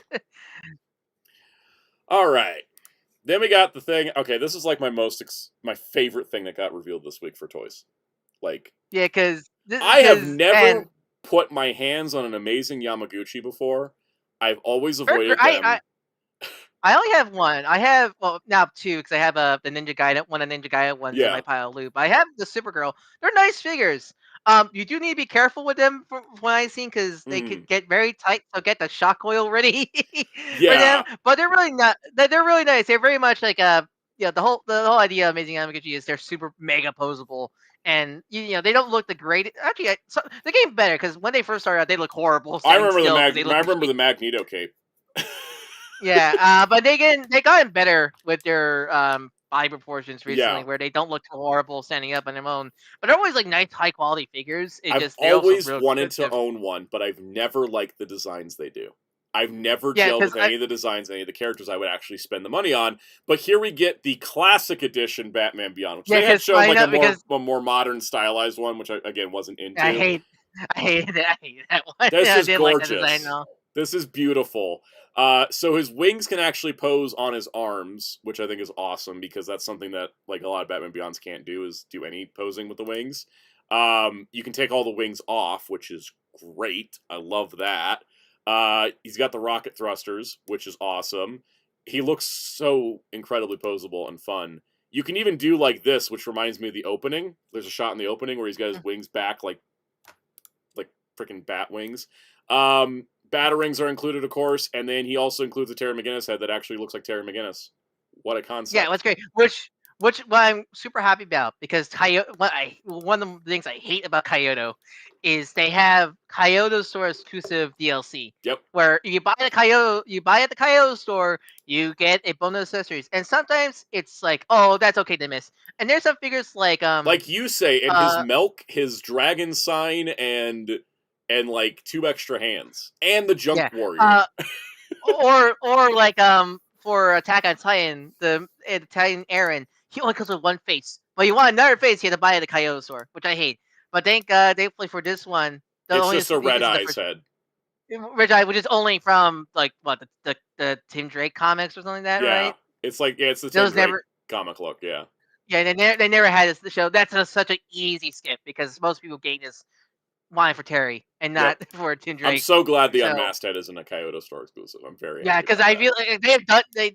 I hate one. They showcase a Yuji Yamaguchi Big Boss from Metal Gear Solid, and they made the eye patch head. The head with eye patch on the Kyoto Store exclusive, which I got so angry about. I'm sorry, the eye patch head was the exclusive? Isn't that his whole thing? It was the most iconic looks of Big Boss is the eye patch, and yet they made that the store exclusive. Like, what was the thing Psycho O said? I'm not even a fan of One Piece, but I feel insulted. I'm not even a fan of Metal Gear Solid, and I feel insulted. Yeah, God. So I'm super grateful. It's just the red eye head and not Terry's actual head. But yeah, no, I'm pre-ordering this because it looks so good. It's gonna be my first Amazing Yamaguchi. I can't wait for it. I'm so look at this thing. It's gorgeous. Yeah. If you do I do recommend massage the joints, and if anything feel tight, get some good shock oil to loosen up the joints because definitely Kyoto QC is not horrible, but it gets too tight, aka it'll snap. So like it's like me with my NECA figures, open in careful conditions. Yeah, so when you open from the box, make sure to like feel out the joints. If anything feels danger, get that shock oil ready. Yeah. Or hair dryer and such like that. All right, you guys. Something. Don't look at it till after the stream. You're gonna be laughing for like 5 whole minutes. Okay, I'll look at it after the stream. All right, you guys ready to talk about Hasbro? Can you get the clown sent out? I mean, I'm ready for this. We need to talk about one of Hasbro's worst things they've done. All right, so let's talk about this. Let's backtrack. Remember that Haslab that failed spectacularly because the price was way too damn high for any Tron product to ever be put out at? Well, Hasbro and Disney said, hey, remember those cool 6-inch Tron figures we showed off that you all wanted to see more of, like Rinsler? And we actually finally get product shots to see how actually really damn posable they are. And the likenesses look pretty good. And here's Quora, and she comes with her sword. And they have effect parts for disc throwing. And here's Kevin Flynn, again, looking pretty great, looking awesome. Clue, looking good, looking solid. And you're like, man, those look great. I kind of want just Clue, or I just want Rinsler. How much are these going to cost? The 4 of them are exclusive to a box set of $140. Like, this is clearly, it's such odd. Also, they're Pulse exclusives shared with Disney parks. And then, you're like, where's Sam? Well, Sam, as we predicted, because one of his accessories was the helmet, Sam only comes with the light cycle. The light cycle does not feature any lights nor rolling wheels, and the set is $100. It doesn't even roll. It doesn't even roll. It's $100. The Spin Master figure back all those years ago figured out a way how to roll and lit up. So if you want your Tron stuff, you're gonna have to spend $240 plus tax. Plus tax and shipping. Pulse gives you free shipping over $75. I don't know why, but I jokingly want to say, "Damn you, Jeff Bridges," and licensing your likeness. It's Disney. It's got to be. No, I know it's Hasbro too. It didn't have to be it became a multi-pack because of Disney. It became that price because of Hasbro. Yeah, because I feel like this would have been. I just want to make the joke that Jeff Bridges' likeness also threw in an extra percentage. Probably. He's not that expensive. Yeah. Hey, you leave that man alone. He's priceless. He is. Why did I imagine Wheels doing the Prince of Egypt? Leave that man alone! Run. But yeah, these figures are insanely overpriced. There's no reason anyone should buy them for these prices. They'll hit clearance at the Disney parks. If you live near a Disney park, you definitely don't need to order them online. I don't live near one. Like, there's no reason to buy these for these prices. This is insane. And they don't even come out till December of this year, so it's a super long wait on top of that. We're asterisk because, Hasbro dates. It's Hasbro dates. So yeah, anybody that's ordering this from this clown shoes company is a clown themselves. Show on stream. Everybody's looking at the stream right now. You're welcome, by the way. This is my crowning achievement of... I did order these. I hate the price. I dislike the way they're selling them. I don't like the way Hasbro managed this brand whatsoever. Unlike the Haslab, they're actually releasing these, so... But, and that's saying, these might be the last ever Tron figure ever getting. I don't think we're ever getting any more Tron merch after this. I feel like my Athena Master Control disc that I just got, and this is like it. So... yeah. Any thoughts on Tron? So why does Rinsler come with a Bruce Brockner? Like, why does he come with a helmeted head? Because was that like in concept art? Or No. like that? Like... So the only reason I think they included the Bruce Boxleitner head with him was I think they thought, well, we're not going to make Tron from the flashback, and Rinsler's suit is close to Tron's suit, and like if somebody wanted to just paint all the orange blue, then they would have a Tron. Which, man, imagine paying a figure you only can get at a box. Hey, the way that Disney World outlet prices go, if you live near the Disney World outlet store, you might be able to get a few of these. It's one of those things where, like, technically, this is a smart business decision because of how badly Ares flop, but also, God, why does it have to be like $35 a figure locked to a multi-pack, and then I think the multi-pack is like, all right, yeah, they're $5 more than normal Hasbro figs, which is awful. I think the bike set is more egregious because it doesn't do anything. If it lit up, I would give it a little bit more of a pass, but it doesn't even light up. And they lock the main character of the movie to the bike. I'm trying to stay in line with the clown right now because I don't want to show my face over here. Yeah, no.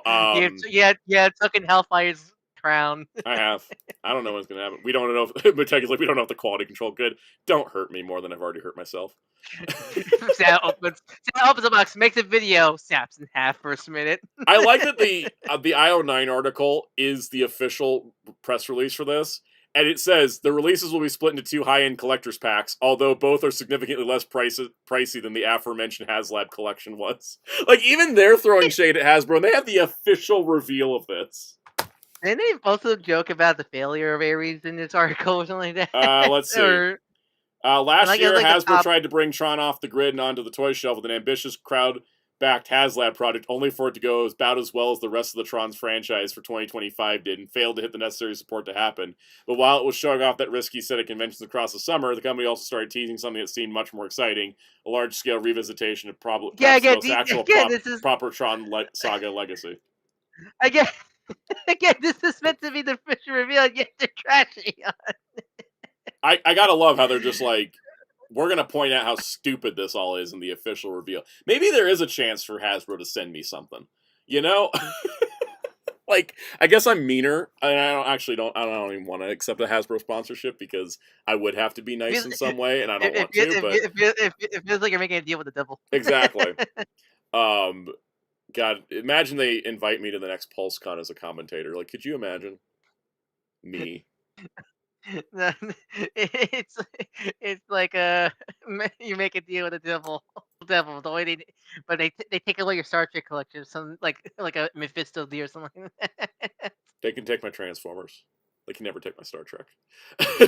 No, they'll take your Beast Wars only. Specifically, they'll just take my Beast Wars and replace it only with 86 movie stuff. Yes. Yep. Yep. That's the curse. Shall we move on to Transformers then? Yep, speaking of.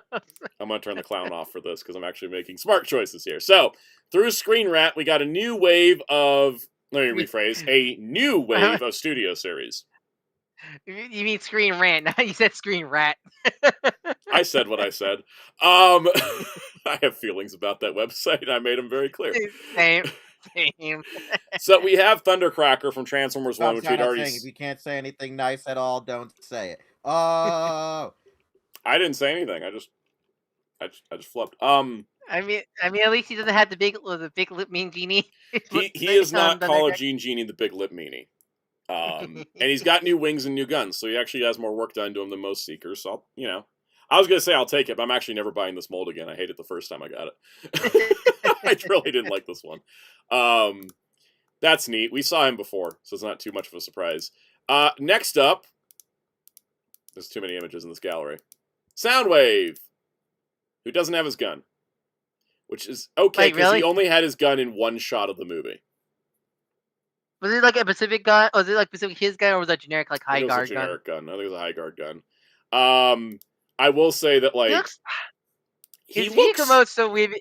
The vehicle. Let's talk about the vehicle mode because it's like it looks like. What does it look like to you? Like it looks like to me because it's so funny because in the movie it's clearly the series Bumblebee movie Soundwave alt mode. Like I think it's literally the same CAD model, to be honest. It really looked the same. So it's kind of funny to see them actually have this design transformed to that alt mode, but not looking good at all. And why does he have two giant swords flying off of him? Yeah, I don't quite get it. I will say, like Blade Runner mentioned that he's missing some highlighted details. I agree. He's also missing ankle tilts because apparently Transformers 1 figures aren't allowed to have ankle tilts anymore. My God, what's up? God, I know the movie bombed. Like, come on, Hasbro, what's up with the budget cuts then?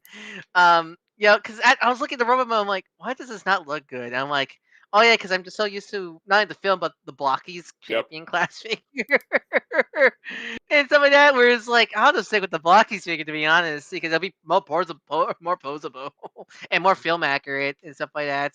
Because I think what it is throwing me off is the proportions. Because I feel like I think Psycho sent me a picture of the back of the box, which shows that he has ankle tilts, but I don't believe that for a second because I don't believe Hasbro digital renders anymore. I am still traumatized from single jointed Mystique. There was a box render that showed her with double joints, and it was a 3D render, not the actual toy. And then the final toy, she had single jointed elbows. So I don't believe it. Is this the Target Mystique or a different Mystique? This was the VHS Mystique. Oh, VHS, okay. So they basically they got a lot of the headlights. Yeah, the headlights are missing. Yeah, I'm looking at a picture of the render. He's missing just like little details, and his colors are kind of off. Yeah, no, I know why. Yeah, I know why the figure looks off. He's missing his cinch waist. It's there, there, but it's replaced by hinges and stuff like that. Yep. Also, man, he's missing a lot of. I know he's missing a lot of paint apps now. Looking from his render versus the toy here. Man, the blocky figure just looks so much better. And I'm not saying this because I'm not even saying it because sponsor. We're not sponsored at the moment, so. Yeah, I literally think he just looks better. Psycho says, "Why is he 60% leg?" Yeah, I mean, he does have kind of a short torso. It's still the only figure in this wave I'm going to actually look at buying because I have been getting the Transformers 1 figures for some reason. So what's your name again? It's Soundwave. Yeah, I don't really have to. You guys ready for the one that pissed me off this morning? Like, because I had to stop and do like confused. a 5-minute breathing session to get over how mad this made me. Because I was so. I don't care about Bayverse movies, Wheels. Why would you think I'd be mad about Bumblebee? I am mad that we're getting the same damn Scourge again. Because if you guys don't know, it has been 3 years since this movie came out. Why is it the same exact concept art ass inaccurate toy we got 3 years ago? My favorite part about this too, one of the designers said, "Oh, we'll try to fix them or retool them for reissue," and it's just straight up the reissue. The budget's that was probably the plan. The budget got cut. The budget got cut. The budgets are cut so bad with Transformers right now. Like I'm actually like upset about it because at the bare minimum, why could we not get a new head? Why could he at least not just get a new head, if not anything else? Yeah, because like I feel like just at this point now, just start buying knockoffs. The knockoffs are better. Unless it's like a figure you want. Or Blocky. Yeah, because I can't. Yellow Park or whatever. I can't even say we can't. Hold on, because I can't say Blocky for this one because that was also based on concept art. So I can't. So because that would just give it to everybody, I guess, and they never updated that. So I feel like the Blockies might come back and make a new Scourge. Honestly, like this figure kind of sucks. What about Yellow Park for robot mode? Yeah, the thing is, like, this figure kind of sucks as is. Like, so it's like, oh, I missed out on it, I can get it this time. But it's like, you're coming 3 years like imagine if the MCU, remember when they did the Yellow Jacket and Ant-Man 2-pack? And they actually fixed the Ant-Man to be movie accurate? Imagine if they just reissued concept art Ant-Man in that 2-pack. I mean, you say that, but they did that with the single release Civil War Spider-Man. That's based off. That's it's straight up reissue. They didn't stick the Spider logo or anything like that. Yeah, For that yeah, they figure. did that, but that wasn't 3 years later. That was like, well, that was Many only years later. like it was only like a couple years later. The thing is, it's been 3 years since this movie came out. We know what he looks like in the movie. There's not an excuse to make him inaccurate again, and so the fact that the budget is so dead right now that we only get a repack is just like, my God, what are we even doing? Why You know, even reissue him at that point? it's so funny because you missed out on it, and so we want you to buy this so you can get pissed off at us when we put out the new version in 2 years. you know, it's so funny because then recently wasn't there like some kind of documentary explaining how everything like Orlando screwed everything up in the movie verse. Yeah, Lorenzo di Bonaventura is basically like the problem with the entire movie verse, which we kind of already knew, but it's nice to get confirmation. But I'm just like, this makes me mad. Like it's one thing to reissue a figure and then like kind of redo them like shortly after, that's slightly better. But Like Bumblebee, like for movie Bumblebee. yeah, but like this is like, really? It's the only like we got Rise of the Beast Prime again, which was fine. He had no problems with him. And then we're getting, but like this is like the inaccurate figure of Rise of the Beast. Everybody else, they're all based on concept art, but everybody else was pretty close to the final movie design, all things considered. This guy was the furthest from it, and this guy is the one that needed changes, and yet this is the one that they just did nothing to. It's very frustrating to me. Someone talk about Evasion Mode Optimus Prime, because I have no attachment to this design. It looks alright. I like it. It looks alright, but like it looks alright, but like I had the original like Age Extinction mold of this figure, and like the Age Extinction line had a lot of problems. But honestly, I think like everyone kind of unanimously agreed that the Evasion Mode Optimus is one of the best figures of that line. And like honestly, like does he have a flat panel on his back? Is that what I'm saying? Yes, which the original figure did not. Because honestly, oh my God, that original mold, the only thing that was inaccurate was the paint, because he looked like the G1 Optimus colors. But like the car repainted him to be the movie accurate color. Which, speaking of, he's not still. I get what they're going for because he was covered in dust, but like you couldn't see the red and blue. Like it was like all white. Was it real? This looks like a very drab figure. Okay, so the problem with this figure is, yes, it's not painted correctly. It looks all right, but it's not painted correctly. In the movie, it is so faded, dusted, like vintage, it looked white. You know what I'm saying? It looked like white. You'll see blue, you'll see red, but it's mostly like a whitish, rusted brown. Yeah. I don't know, like I will be right back, guys. I gotta use the bathroom. You continue to talk about Evasion Mode Prime while I'm gone. Yeah, because I feel like the I don't know, something about the plastic looks cheap on this figure to me. Like something about it. Let me go back and look at it, because like I looked at it earlier when Soundout asked me what do I want. Give me a second. I'm gonna go look back at it. I'm going back to TF World. Let me get my weird AOE. You know. You're familiar more with this era. Yeah. So this is a weird. Well, this is a weird thing, right? Like when it comes to Transformer movie designs, like even though I am a Unicron trilogy guy, Beastformers guy, I really like the concept and the ideas of the movies. So like I really studied a lot of those models. So the problem with this, from what I'm looking at with this Age of Extinction Optimus, is like they fixed some of the issues that the original mold had, but by doing so and scaling it to current studio series, it somehow also ruined like neither figure is great. Like in the sense of articulation. Like, because I'm looking at how they tried to fix the articulation, and this one looks like wonky. The original one looks a little bit better, but there's obviously bad engineering because of the era it was built in. This one though is too red and blue. Technically, like where you see the silver stripe on it in vehicle mode, it should sort of be a little bit more like that stripe all the way around. But we know their budget is shit. Like you would need to pay a lot of money to get it that weathered, because technically it's supposed to be like it's like he really was being I mean, like he was really being the shit. So like I feel like I get the idea they're going with the faded colors. It's kind of funny that they finally give us his triple barrel ion blaster with this figure, which is funny because like he did use it in this form, but like it's still a Dark of the Moon and later AOE, like the AOE Last Night design gun. Yeah. So it's just really weird. I'm back. I just saw that... Blade Raider's comment that said this Prime looks like the colors to a public domain cartoon that's never been remastered, and I just laughed a lot in my head. Yeah, because I'm not the only one. Do you think the plastic look cheap? Yes. Something about the colors make it look cheap to me. Also, here's a question: what scale is this? He's a Voyager. Oh yeah, he's a Voyager. But he looks. I don't know. Maybe just like I don't know. Okay, so this is weird. He doesn't look like he's a Voyager because he's not next to anything. Yeah, the pictures make him look small. It's like here's the thing: if this thing is not the same height as the leader figure, what are we even doing here? Yeah, because he didn't grow when he got when no, he didn't actually. He just changed vehicle forms. Yep. Yeah. All right, moving on. Do you want to talk about Bumblebee? Bumblebee? Oh, this thing looks bad. Stinger. This is horrible. What the hell are those legs? Oh god, yeah, the panels upon yikes.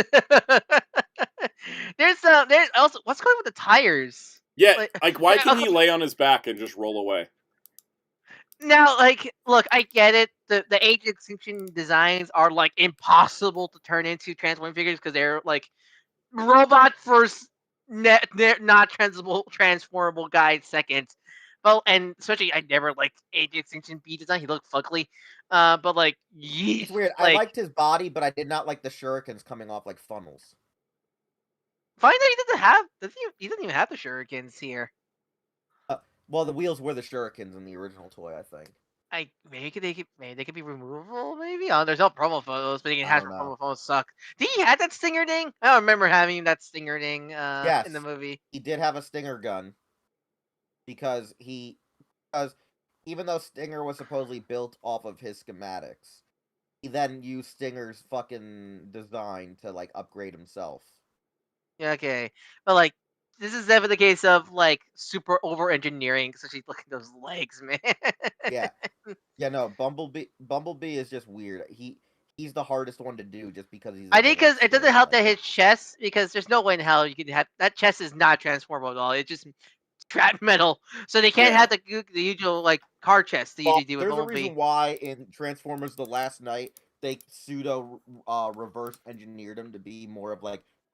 Just modified version of the Dark of the Moon model. It looks like. Yeah, because he realized how much of a mistake this design was. It was. It really was. Like I like the idea of the artwork because like if you see a lot of the third party, fourth party knockoff guys making masterpieces of this design and Stinger, they look really good. But you can't do it even if Hasbro gave them budget, you can't do it at retail. And deluxe, and especially at deluxe price point. Like you would need to upscale all the Transformers to like the pseudo masterpiece line, where a deluxe is the size of like a Voyager is the size of like a Commander, and a leader's the size of also a Commander. In 2018, actually, yeah, they did do Stinger back in the first wave of CU series. Yeah, and that looked better. I remember the figure looking a lot. He looked better at the very least. Better, but he was slightly shit. Yeah, I remember he was like. This wave has 2 new molds that are underwhelming compared to their previous toys. A retool looks pretty solid, a new mold looks alright, and a repack that should have been a retool. Great toy line you got there, Hasbro. Just really firing on some cylinders. It really thinks. I feel like Agent Prime Sue is pretty good, but man, I can really tell the Studio Series team is getting the scraps of budget. Because I think should we do that? I'm gonna roast them live. Let's do it. And it's not roasting the team. This is roasting Hasbro as a company. Because essentially with the next Transformer we're going to talk about, it really does feel like they're really undermining the Studio Series team a whole lot. It's almost like Studio Series doesn't need to be its own toy line anymore. Mm-hmm. I wanted to look at the 2026 Studio Series and just kind of like my theory is the only reason it was made separate. My only theory is why it was originally made separately was originally just the car licensing. Yeah, and that's the thing. I've always understood why it was separate in the beginning, but now that they're just doing whatever in it. It's not that it's specifically movieverse. Like, it's not the live action movies only anymore. And it's not even just movies in general. They're just doing it whatever. It just feels like there's no point in having a separate line. Like, because with like 86, I can semi-understand. When we got to the game stuff, I'm like, what are you doing anymore? Yeah. All right, so let's go through 2026 Studio Series. Let's just do this real quick. Arachnid, new mold. Barricade, was he new? Yes. Okay. Wind Charger, also new. Great. Full new deluxe wave of new molds. Bumblebee and Orion Pax are both new, right? Because Orion Pax isn't using the Prime. All right. Then the next wave. He was not good. He's not a good figure for it. Yeah, he looks awful. Kranix, brand new. Sunstreaker, Wheeljack, repacks. And then the following wave is 2 new molds. Bumblebee looks crap. Soundwave looks decent. Thundercracker, retool. Right? So it just progressively throughout the year, we're just getting less new molds. And Optimus new mold, but that's Voyager. We're going to talk about Voyager next. Oh yeah, right. Deluxe, Wave 30, Alpha Trion, new mold, sucks. Thundercracker, new mold. Yeah, new mold, pretty good. Wave 31, Shockwave, partial, Skywarp, repaint with a new head. Wave 32, Age of Extinction Prime, new mold, doesn't seem to live up to the hype of the previous. Then Leader Class, repaint with some slight retooling. Soundwave, new mold that's based on other molds. Astro Train, we don't want to open that can of worms again. New mold. Snarl, repack, Scourge, repack. And then Titan Grimlock. Like, this is one of the weakest years for Studio Series, I think. Because, first of all, look how small the waves are, right? Second of all, how many of these are just repacks? Not even repaints, just repacks. I mean, two of the repacks are from technically the other line. Yeah, they're like Sunstreaker and Wheeljack aren't even from Studio Series. They're repacking from Generation Selects. What are they doing over here? Yeah, so... I mean, Shockwave's also technically Generations mold. Yeah, he has a Generations mold that is partialed into being Studio Series. And we've also heard that the Blitzwing that's on the leaked list is apparently just the dramatic capture. God, I can't believe the remake. That mold shell formed so bad. Twice. They already shell formed it twice, and now they're just bringing it out in slightly better colors. And presumably, we don't know for sure, he probably isn't including the Energon Fist this time, and so that means he's going to cost half the price of that 3-pack for being 1/3 of a 3-pack that Takara released already. That Hasbro also released. Who needs Blitzwing at this point? He was so available. Like... You want some good news I think to you balance? Probably go on like Amazon right now and find somebody. Yeah. 35. Also, the exclusives: Hound, repack from Generations; Hot Rod, repaint in the correct colors with some new accessories; Scourge, repack from 86; Megatron and Optimus, battle damage versions; and then the Energon Universe Optimus Prime. Because I forgot that the Skybound Prime is a Studio Series release.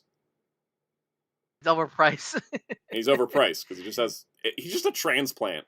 Hey, nothing was done there. They just moved one thing to another. You want to balance that good news? Want to talk about Jetfire? Let's talk about Jetfire. Our fat boy has returned. I put it in the screen chat to make you happy. Oh, there's news in the screen chat. I was going to talk about our fat boy. No, we'll get to fat boy. He does it good, but it's something to make you really happy. Oh my god, my favorite existing fictional character. Is it your comfort character? My comfort character. Paddington 4 is officially in the works. And also an animated film. Sign me up. Would Chopper and Paddington get along? Absolutely, though Paddington would get on Chopper's nerves at some point.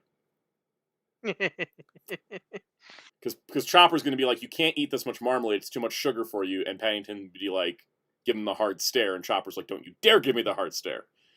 So, all right, let's talk about our fat boy, because I can say this, I'm not slim.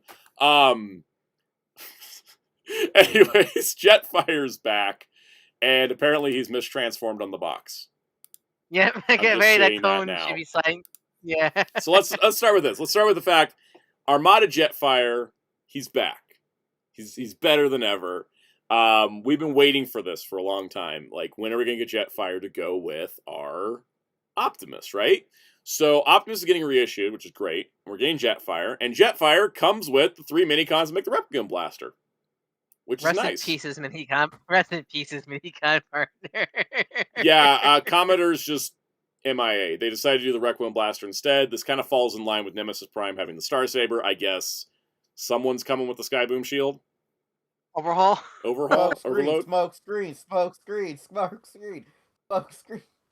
I mean, I would like an update smokescreen. Honestly, make it a Voyager. Yeah, that'd be cool. No, guys, better idea. Yeah. Smokescreen and upgraded smokescreen with the shield. Oh, hoist. Oh yeah. There we go. Smokescreen and hoist together. I forget. Was he still called smokescreen when he got reformatted to hoist or hoist? In the no, he was named hoist. They were inconsistent. Yeah, they kept calling him smokescreen, and at one point they called him backhoe. Like, I'm not even joking. That happened at one point. All right. The thing is that yes, the back of box render shows him a little bit different, I guess. What am I missing? No, because I think it's the next photo. I think he looks. I think it's like his the photo with the front facing photo and in his gallery is different from the back the product photo. I think. Oh, okay. I think. Is it the wings? I think something. Let's see. Someone pointed out that Hasbro inquiry based on the Jetfire mission and pick. The copies to the slide up into the chest and split. A silly mistake. I can't see on how. It's hard. I can't really tell, but yeah, the box is it the chest really that's a little bit off.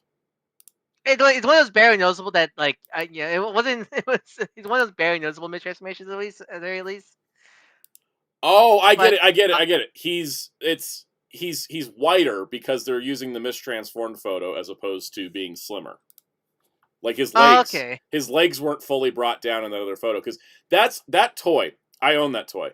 The original Jetfire toy is a mess because he turns into pants and he turns into. Yeah. So the thing is, if you don't split his cockpit apart, his crotch will be farther out. That's what it is. You have to split the cockpit, and a lot of people missed splitting the cockpit. Including Hasbro's press photography. Well, I didn't know that was how you used to transform. I just thought he only opened those panels up for pants mode. No, you open it up for robot mode as well. Huh. Because I think the instructions didn't even say that. I think the instructions were wrong. I think people didn't know until the Takara one came out. Okay. Yeah, because remember, Armada was first and Takara was second.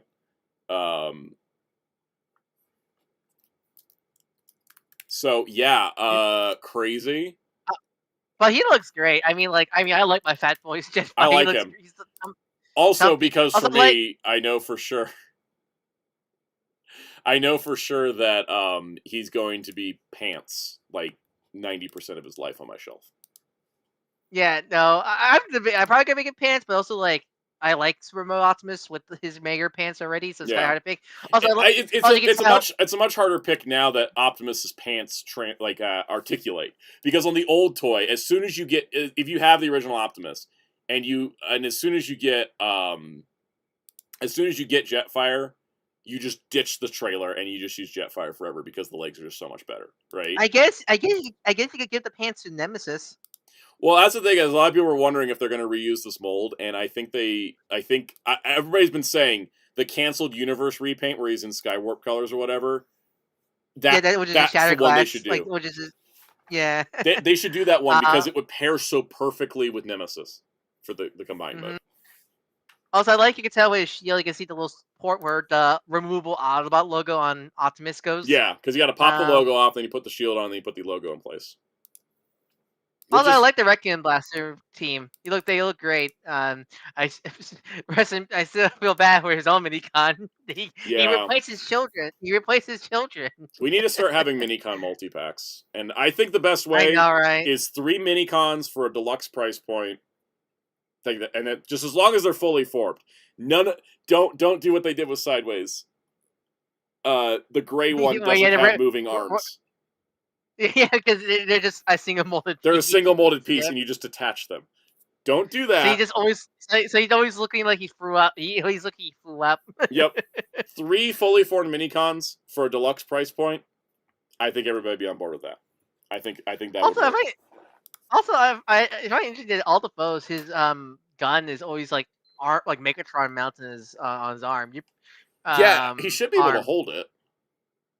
Right? I mean, honestly, I actually kind of like it holding it like that because his thruster gun is always a pain to hold on the original toys. I kind of like the idea of making it like a arm-mounted side gun. Honestly, I do too. I do like the way that it looks, and I do like that the option Like, you have the options. That's the best part about the 5mm system. Also, shout out to the box art. Looks really damn cool. It does. I'm very excited for this release. I'm very, very excited. Also, on the product images of the box of the figure with the box, you can see Jet Optimus on the side art. So. I mean, that's the thing. It's the scenario where saying like new deluxe price, Muteki. We're not getting a $15 set of anything. Yeah. It kind of continues where I feel like whenever the team can do stuff outside of G1, it feels like they really bring out the funness and craziness back. Yeah. And it could be because of just the designs are just better moving forward, or just they have more. I think also they've done too much G1 at this point to where it just feels. I think must be like a breath of fresh air when they get to work on stuff. Because like I think part of the problem of why that Astro Train is like that is because like the 5th modern Astro Train we've gotten, and it's like, what do we got to do something different. Let's make the train look good. Ah, crap, the rest of it suffered. You know, like it doesn't. I think with this, it feels like we have one shot at this guy. Let's make him as good as we can.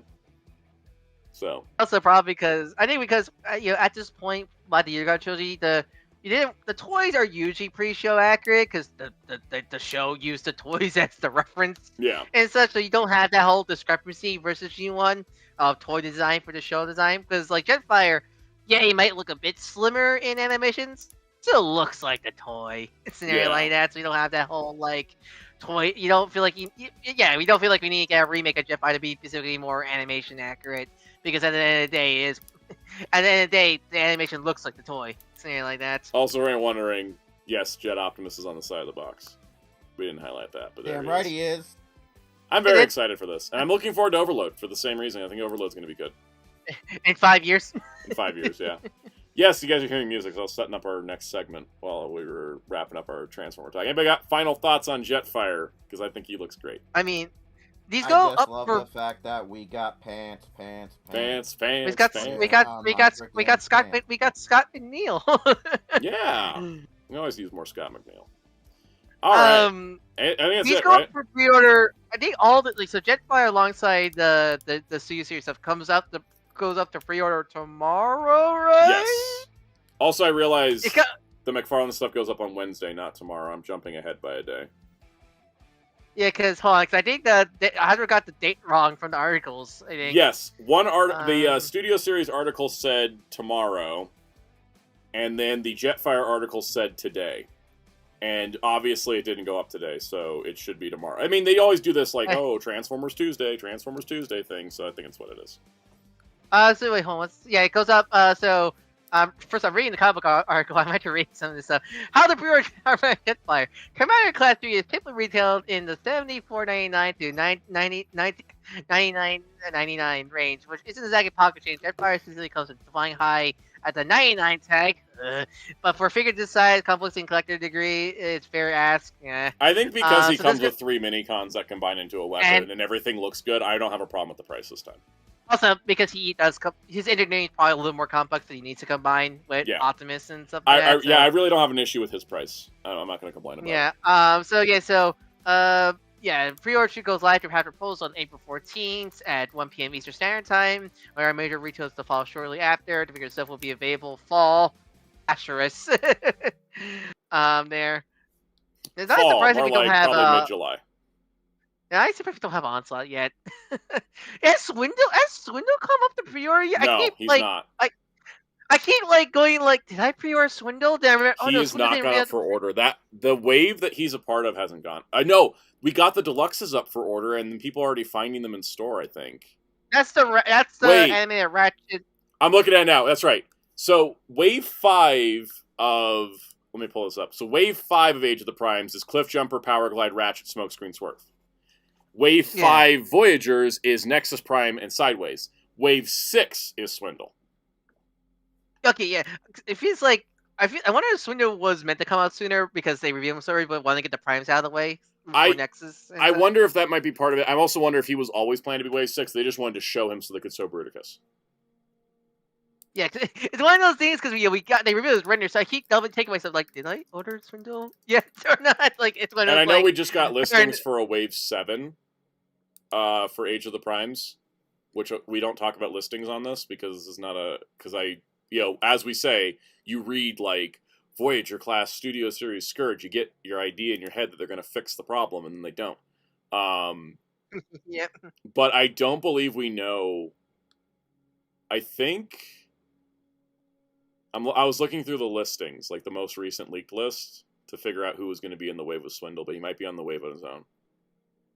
Might be like a repack, probably most a repack. Yeah, it's probably a repack that goes with him because I think he's just going on his own. I mean, there's that mysterious like Vector Prime repack that's like eluding everyone or something like that.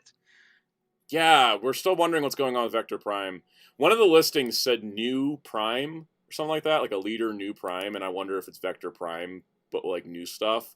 There's also a possibility that, like, some people said maybe they're going to reissue Optimal Optimus, which I wouldn't be opposed to because I didn't get him last time. Yeah, there's a rumor that there's an Optimal Optimus reissue, but supposedly it's the SDCC one. Yeah, well, I've heard there's a rumor of that, and there's also the new Prime listing, and I'm wondering if the new Prime, because the rest of the wave seemingly is just repacks and repaints, I wonder if new Prime is Optimal Optimus, because why would you bring the mold out to reissue the Throne of Prime set and not also just do the regular color? I hope so, because like I think sadly we're not gonna do any of the transmittals at this point. Not at this point. We can't even. If we can't get a new head for Scourge, we ain't getting transmetals. Happy 30th Beast Wars. Happy anniversary. Thank you. Oh yeah, Psycho said Swindle is in the way with Fangry, Tailgate, Joyride, Point Blank, Vector Prime, Unicron Soldier, and the Armada Megatron repaint. Yeah, that's what the listings say. Like, not Galvatron. It's the other Armada Megatron color. I think the Universe color. Oh, is that the? Oh yeah. The not. I keep forgetting that one. I keep thinking it's the Zarak one. Yeah. Okay. Well, anyways, that concludes our news segment. Now we're gonna watch me play the Silver Surfer game for the NES. Torture. Which I've been told is terrible. I've never had the pleasure, the experience of playing this before. I'm going to go with I've never had the pleasure of attempting this game. Also, the browser froze, so here we go again. All right. There we go. So, yeah, anyways, we're going to look at the Silver Surfer game on the Maximus Collection. There is no more news for the day, by the way. If anybody wants to dip off the gaming segment, that's cool. I just wanted to play this game for the first time on stream because it is infamous. It's very infamous. Now, I'm thinking that as somebody who's read a lot of Silver Surfer comics, who's been a fan of the character since he was 3 years old, and has played a lot of video games, this should be a piece of cake for me. I think this shouldn't cause me too many problems. Now, I just imagine you nitpicking everything that's not comic accurate. You've seen how I talk about X-Men. I want to play X-Men instead. But we're gonna play. Well, if they ever do like. Because if they ever do a collection where it has like the NES games, you should. Yes. So, should I put the cheats? They have cheats of infinite health, infinite bombs, and infinite lives. I'm not going to put any of those on. I'm not a bitch. But you're gonna say do a regular run. Raw. You need to experience what us 80. I need to experience a raw run without all these modern features. Yeah, you experience what us people who played the game after the AVGN episode came out is. It's like, okay, controls. Why is Activate Smart Bomb the touchpad? Okay, pause, move orbs, rapid fire. no, because I know why. Because the NES has a select button. Yeah, and there's no select button on the PlayStation controller. It's only mode sharing. Yep. Okay, so. Move fire button square, rapid fire is circle, move orbs is triangle and X. Okay. Here we go. 1990. Fun fact: Silver Surfer has so popular in the 90s. He had like a 150 issue comic run. First up, chat. How's the audio? How's the audio first? Yeah, is the audio? Because I don't want the game to overpower it. But I could probably bump the game up a little bit. Okay, I just bumped it up to the point where I can hear it. So. I mean, all you can hear the fantastic Tim Fallon soundtrack. This is a pretty good soundtrack. All right, so I'm gonna have to start. Galactus, why have you summoned me? I have need of you, Surfer. This universe is threatened from beyond. Not too weird for Galactus. Beyond? Is it the Beyonder? Mateki said it sounds all good. Cool. The evil forces of the magic domain are almost upon us. Only by recovering the cosmic device can all be saved. Magic as in magic, like Ilyana Rasputin? And if I refuse, you must not. Upon this, all life depends. Yeah, sounds like the average Silver Surfer issue. I don't want to do this. Too bad. You gotta do it anyways. Too bad! Too bad! Wonder Man? Snowflame? What are these villains? That looks like Mephisto. Snowflame! That looks Snowflame! like... Wait, what's why is Thanos green? Wait, what's Snowflame, DC. DC? Yeah. I'm gonna go after Firelord. I'm assuming that's Firelord. Okay, I was right. It's Firelord. Muteki said, whoa, it's like Mega Man. That scares me. Alright, cool. That was a fluke. That was a fluke. Alright. I know what I'm doing. Chat! Oh, there's the famous death pose! Wait, what happened that time? Chat, keep a depth counter for Soundout, please. That was 2. That's 2. Yeah, so chat, keep a depth counter. Oh, I can't fly over the... I thought I could fly over the surface, because... Nope. Nor and Rad can fly over the surface. I've read a lot of Silver Surfer comics. It should not be an issue. Alright, let's try this again. You can't hit the walls at all. So it's like Operation. That's so interesting. Actually, yes. Alright. Oh my god. Alright, let's try that again.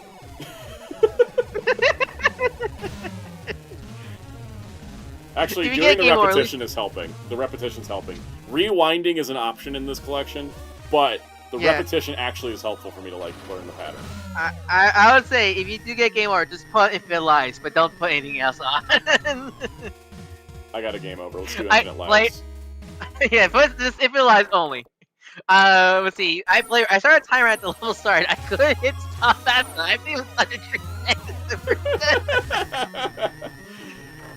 Infinite Lives on Infinite Health?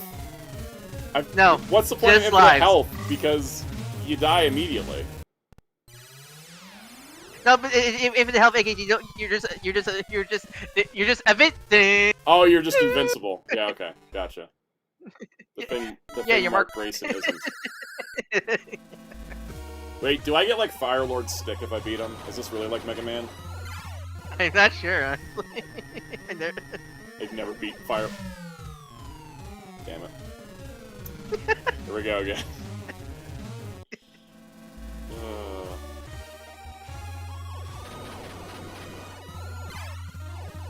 What's the counter at this time? 5. 5, 6. I think, or 6. It's now 7. That was great. Right, I think we're at 5. That was 7. Well, it's because as soon as he said 5, it was actually 6, Sana and then died. I died, so it's 7. Muteki's gonna keep track for us now. Thank you, Muteki. Muteki's officially our death counter. Alright, so far I progressed a whole, like, what? 3/4%? Yeah. Do you guys want me to use the rewind feature? If you have to. I can just rewind, because, like, if that's how I beat Mega Man 1, was on the Legacy Collection. I just rewind.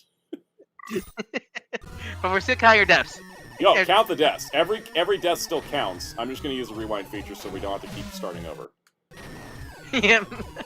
So, Muteki, if I die, it counts, even if I don't. Even if I'm not resetting each time. Alright, here we go. Why do they take so many hits to kill these? Why are they so hard to kill? Wait, it's less 1. More need to. Yeah. Oh god. Oh no, I got myself in a causality loop. Hold on. Why do they take so many hits to kill? My goodness. Alright,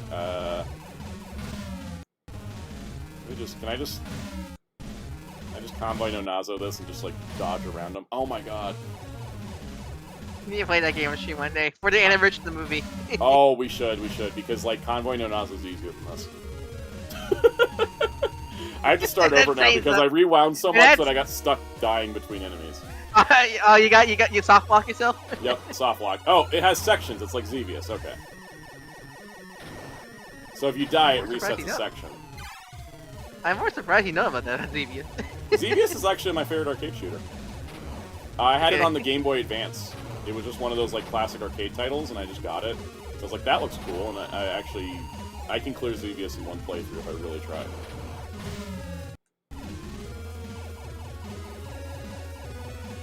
At 19 deaths so far. 20.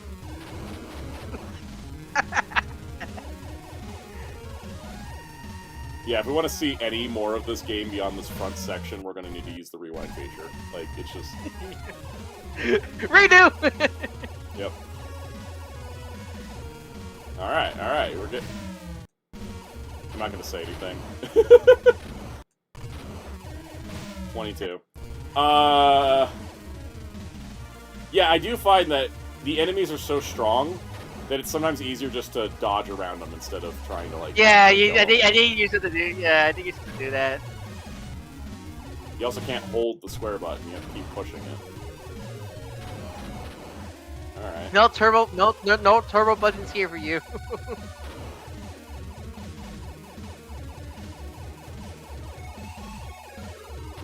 I want to at least see Fire Lord, that'd be cool.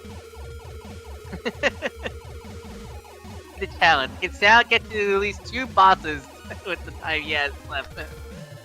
Hey, I completed section 1. Hooray. It only took, what, 23 deaths? And a lot of rewinding. Fire Lord, section 2. Oh god, okay. It goes side-scrolling now.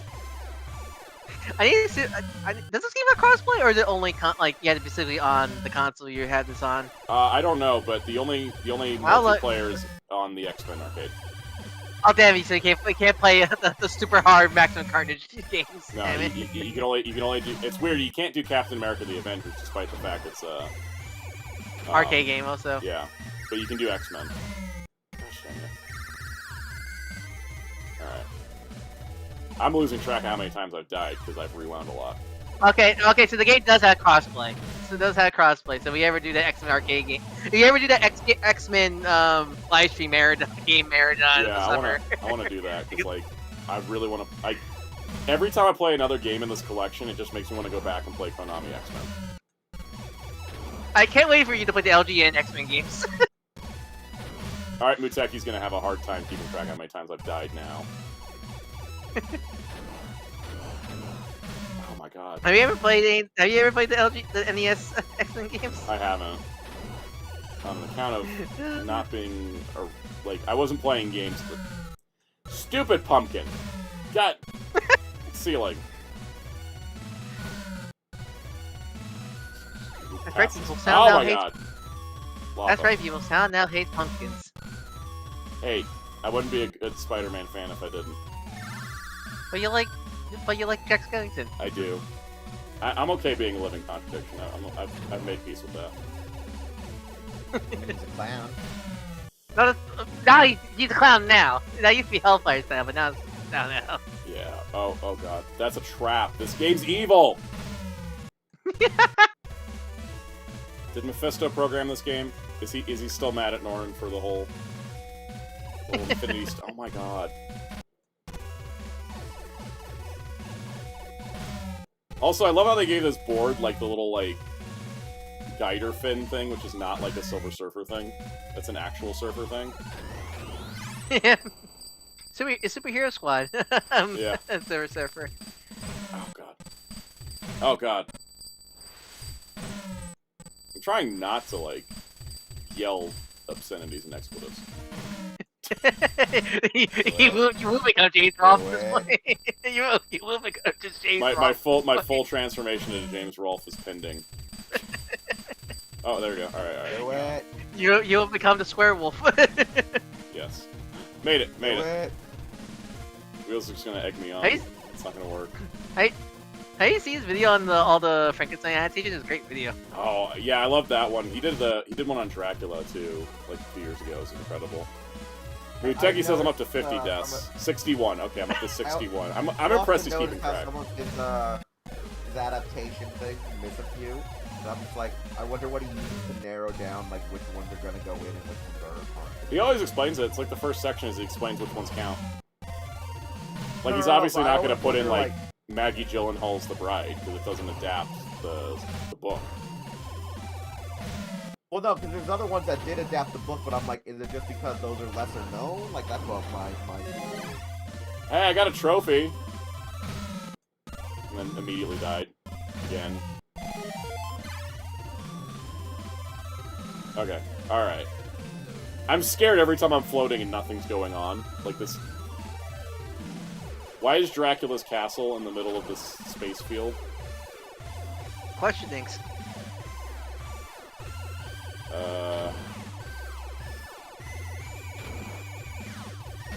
Crap! Alright. Ah!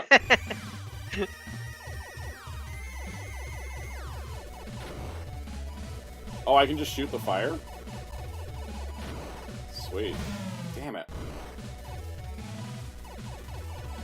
So, Sal, is any of this accurate to the Silver Surfer comics during this era? Fire Lord was not inside, like, frickin' Castlevania, so no. I mean, props for originality in adaptation, I'll tell you that much. Oh, God. Also, I don't know Norin to be a real fireball thrower, but... You don't see him shooting Hadoukens? Not usually. I mean, what do you mean? All the Marvel Legends figures come with that same cosmic effect these always. I know, and they never come with like a laser beam effect, which would be more accurate.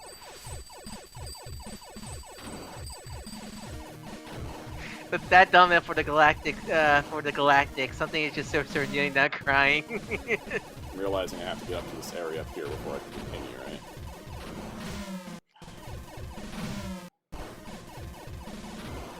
Even with the... I gotta tell you, the fact that even with the rewind feature, this game is just hard as hell is like... Yep. It's stunning.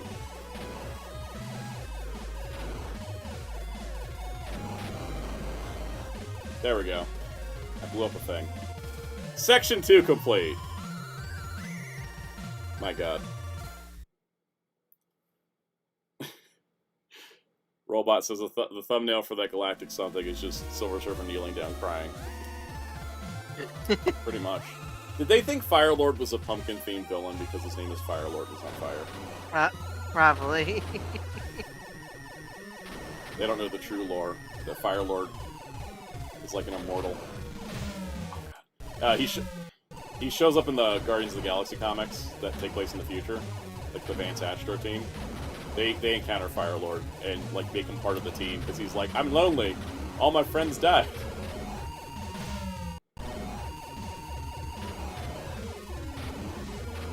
Okay, all right.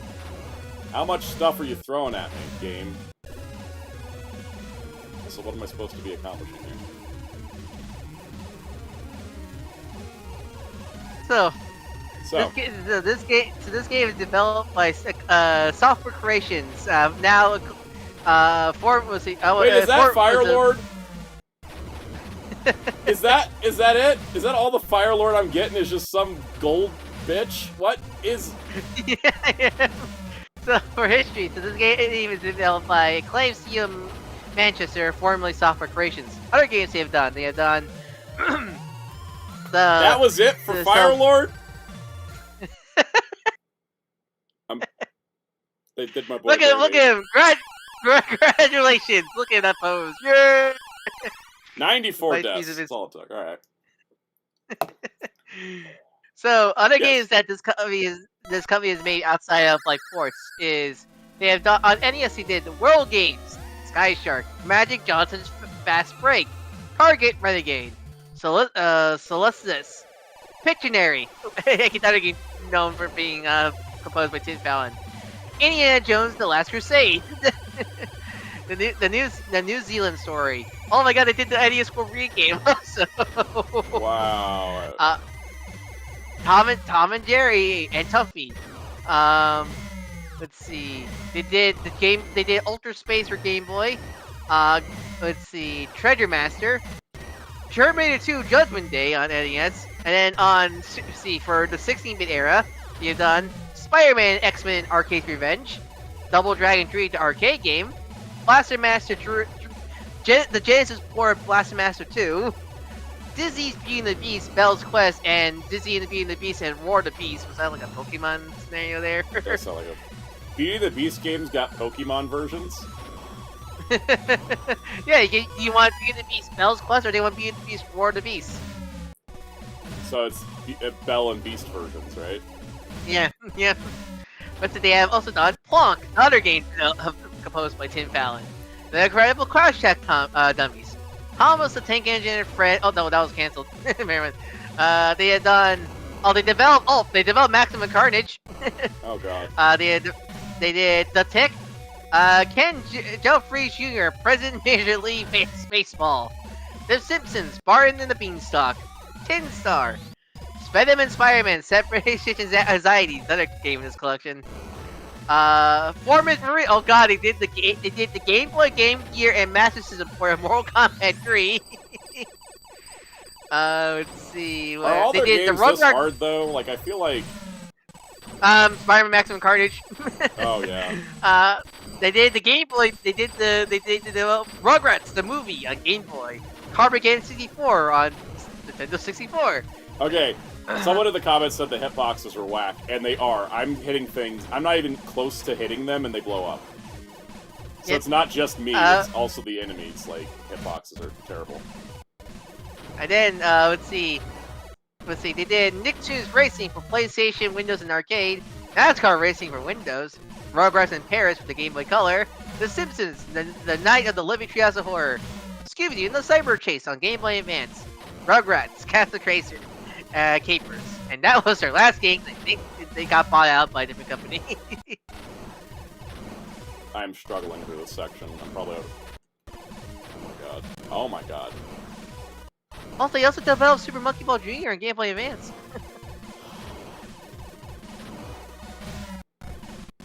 By the way, this level is not Thanos, but green. It's the Skrull Emperor. He looks like Thanos. So other big chin man. Yep.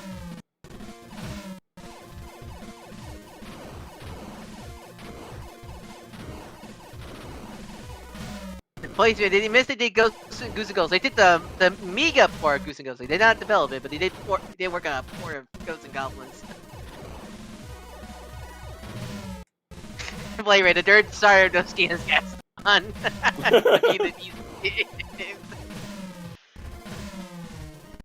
Oh my god.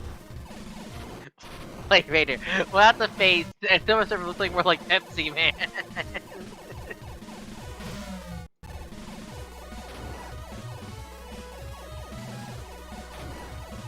Soundtrack's great.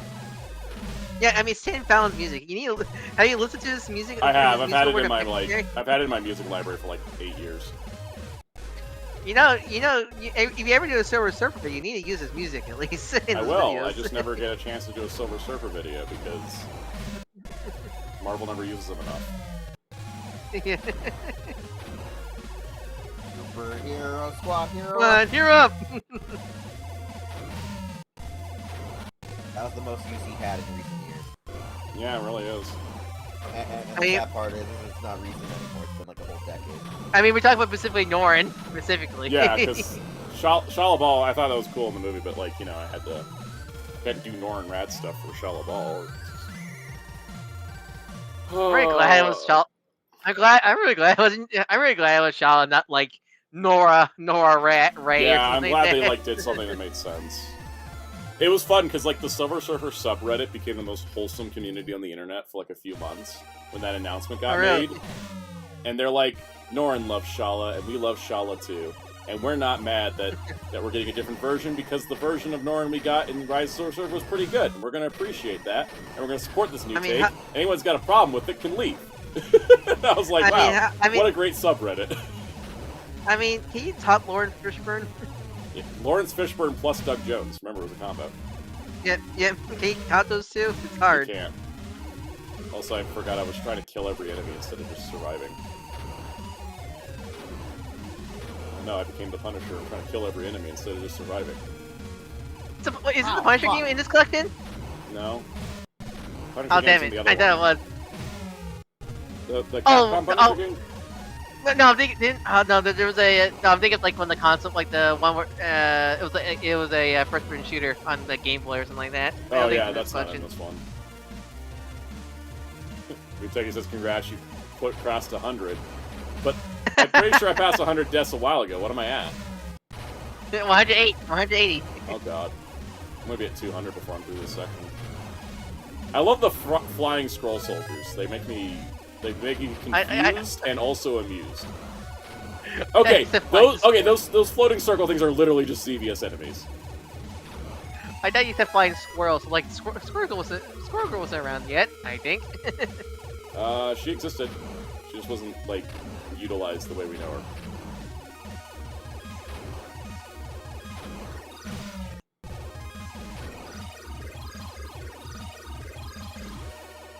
You know Squirrel Girl's technically an Iron Man character? Yeah, that's why she... Cause is Dorothy a mutant? I don't remember. I feel like she... I keep forgetting she was, because... But that's the reason why she was like, okay to use during the No X-Men era, because she debuted in Iron Man. Yeah. Squirrel was one of those funny characters that, like, was super obscure now, and now it's like everyone knows her now. It's so funny. And I gotta give credit to Marvel, they actually pushed her to make people know who she was. Yeah, they did. And then she didn't get industry plant vibes. Felt natural. I mean, when your run was written by Ryan North. I gotta tell you guys, the weirdest thing for me with the MCU was when Drax the Destroyer became a main character that everybody knew and liked. Because, like, I only knew him from the Silver Surfer Cartoon, yeah. Same with Thanos. I was like, Thanos, the weird creepy guy that's obsessed with ending a TV show on a cliffhanger? Yeah.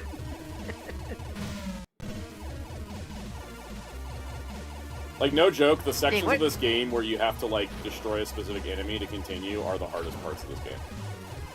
The side-scrolling is not nearly as bad as this. This is... Dang, when was the first time I heard about Thanos? Because, like, the first beat to me, I saw Thanos was Superhero Squad, but that wasn't, like, my introduction name. I knew him before. Maybe it's one of those, like, pop culture neuromosis things I just picked up as a kid.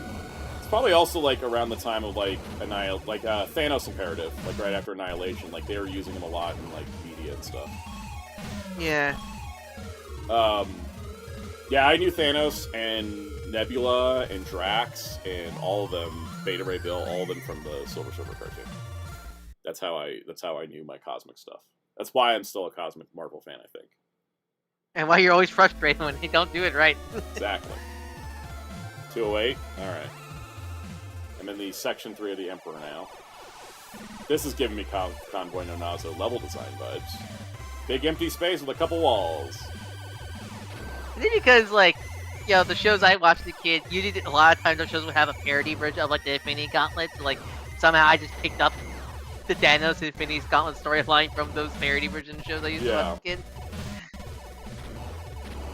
Yeah, I think I figured out the trick to this level is to get in the way of the blast, so you can blast through the blast and blast through the gun without getting hit by another one.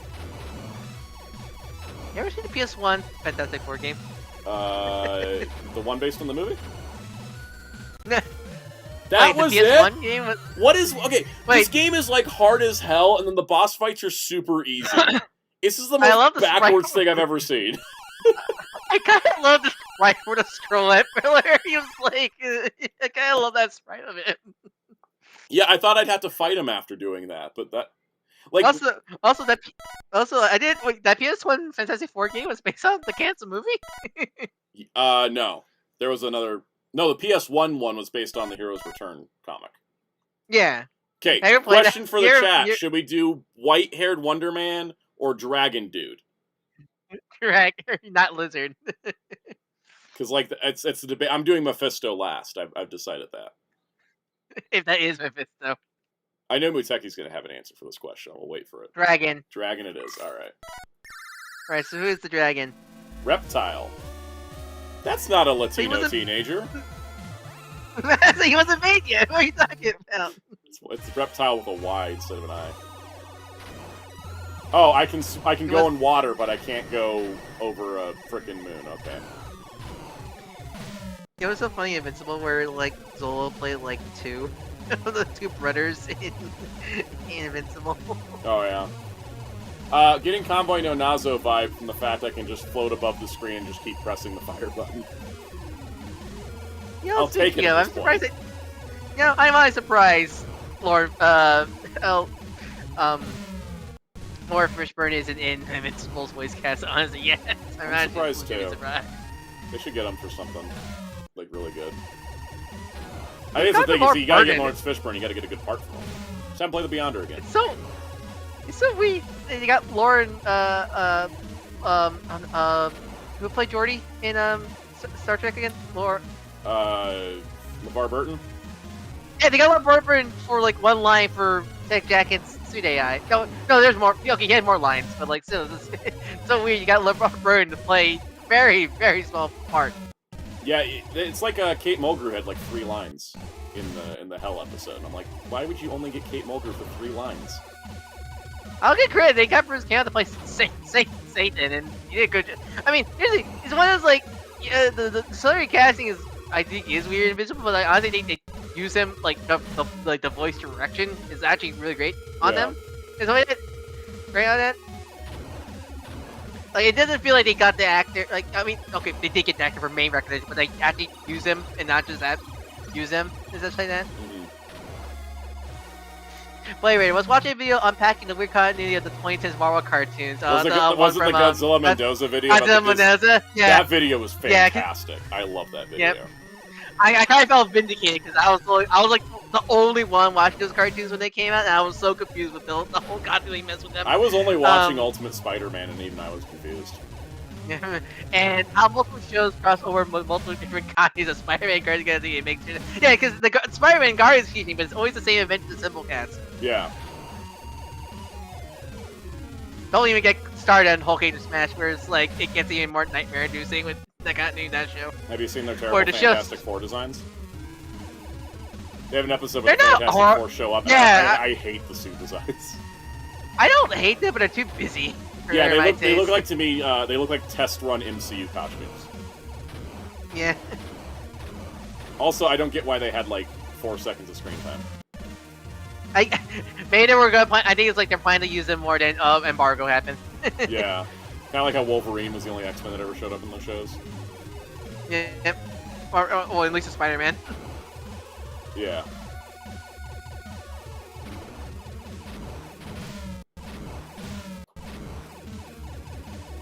Like the way that there was more X-Men characters in Armored Adventures than there was in the Disney XD continuity.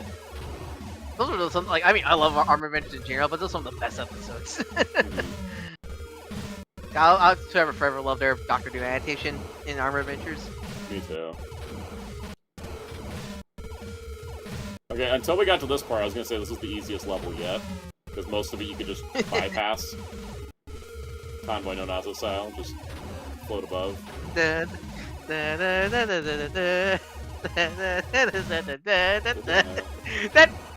song, I mean, that song's actually really catchy. It is.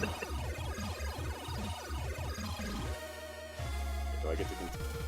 Section done. All right, that was the easiest level so far. That was absolutely the easiest level so far. Don't jinx it. Don't jinx it.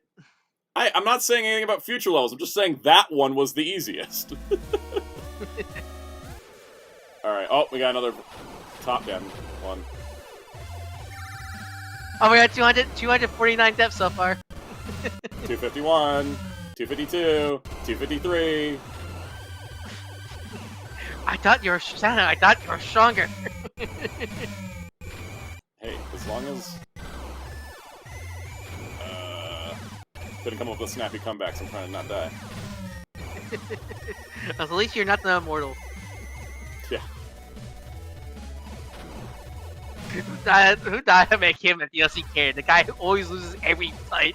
It was a good idea.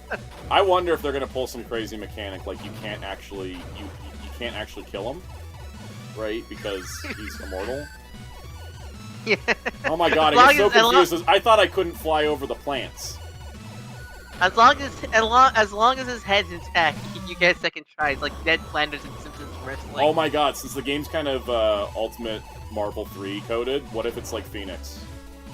And you can revive as the super. Like, you know how Phoenix has that level 3 super where she comes back from the dead?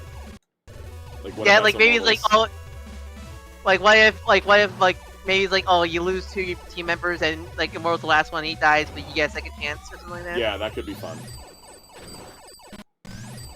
It's still, he should be like in the base roster and not paid DLC. We want to pay for the Mr. Jobber man. It has questionable taste in women of their ages. He does run into that problem of lives too long, where every woman's too young for him. The vampire conundrum. Yeah.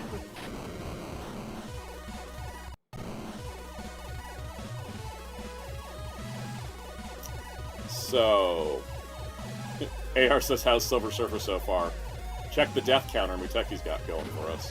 Yeah. I'm having to use rewind feature, we wouldn't have made any progress.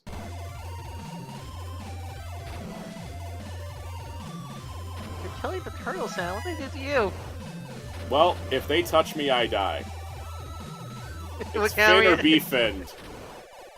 Also, wait, is Reptile a giant turtle and not a dragon?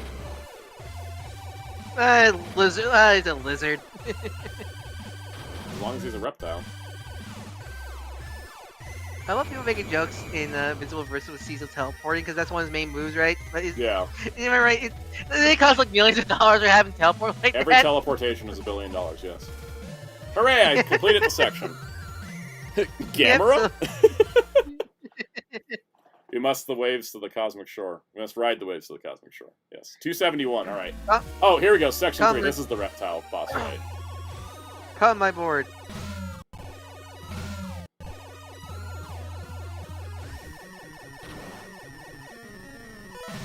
I don't need that power up. What am I doing? I would say I haven't played the game, the Invincible versus yet, but I would say like I think there's some really good super animations. But honestly, I think kind of Battle Beast is one of the weakest super animations because it's kind of slow. It is. Personally.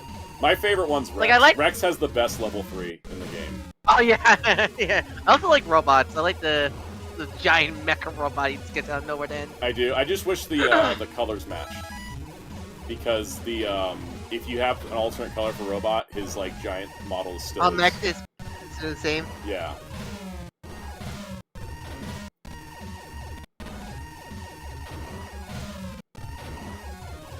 Anyone wondering the rules, I only rewind when I die. Which is a lot. It's the Silver Surfer NES game.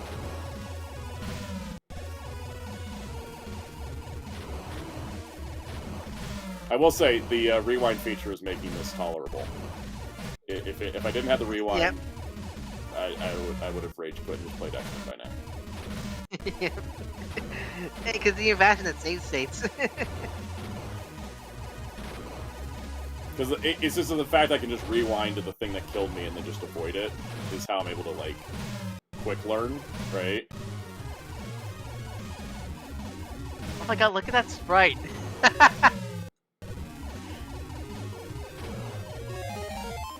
I like how there's like a tiny one riding the bigger one. Yeah, why is the bigger one? He's the smaller one. Later it says, are you in the Savage Lands right now? I wish. Because I don't know what that was. Like, the Silver Surfer comic had not been around that long in 1990, so it's not like they had a ton of stuff to pull from. Infinity Gauntlet hadn't happened yet, but, like, I still feel like there's more to work with than what they're giving us here. Alright, who is this? I mean, because like... Who is White-Haired Wonder Man? Possessor. Wait, that's That's more obvious when I say it. Anyways. Yeah, because Silver Surfer was selling so well, that's why this game was greenlit in the first place, right? Yeah, because the comic was selling so damn well. They're like... Oh, they got another... I'm glad Flavor also agrees. He does look like Snowflame! Yes, he does look like Snowflame. He's Snowflame. Snowflame feels like a character in Invincible. No, he's a DC... He is an official DC character. Yep.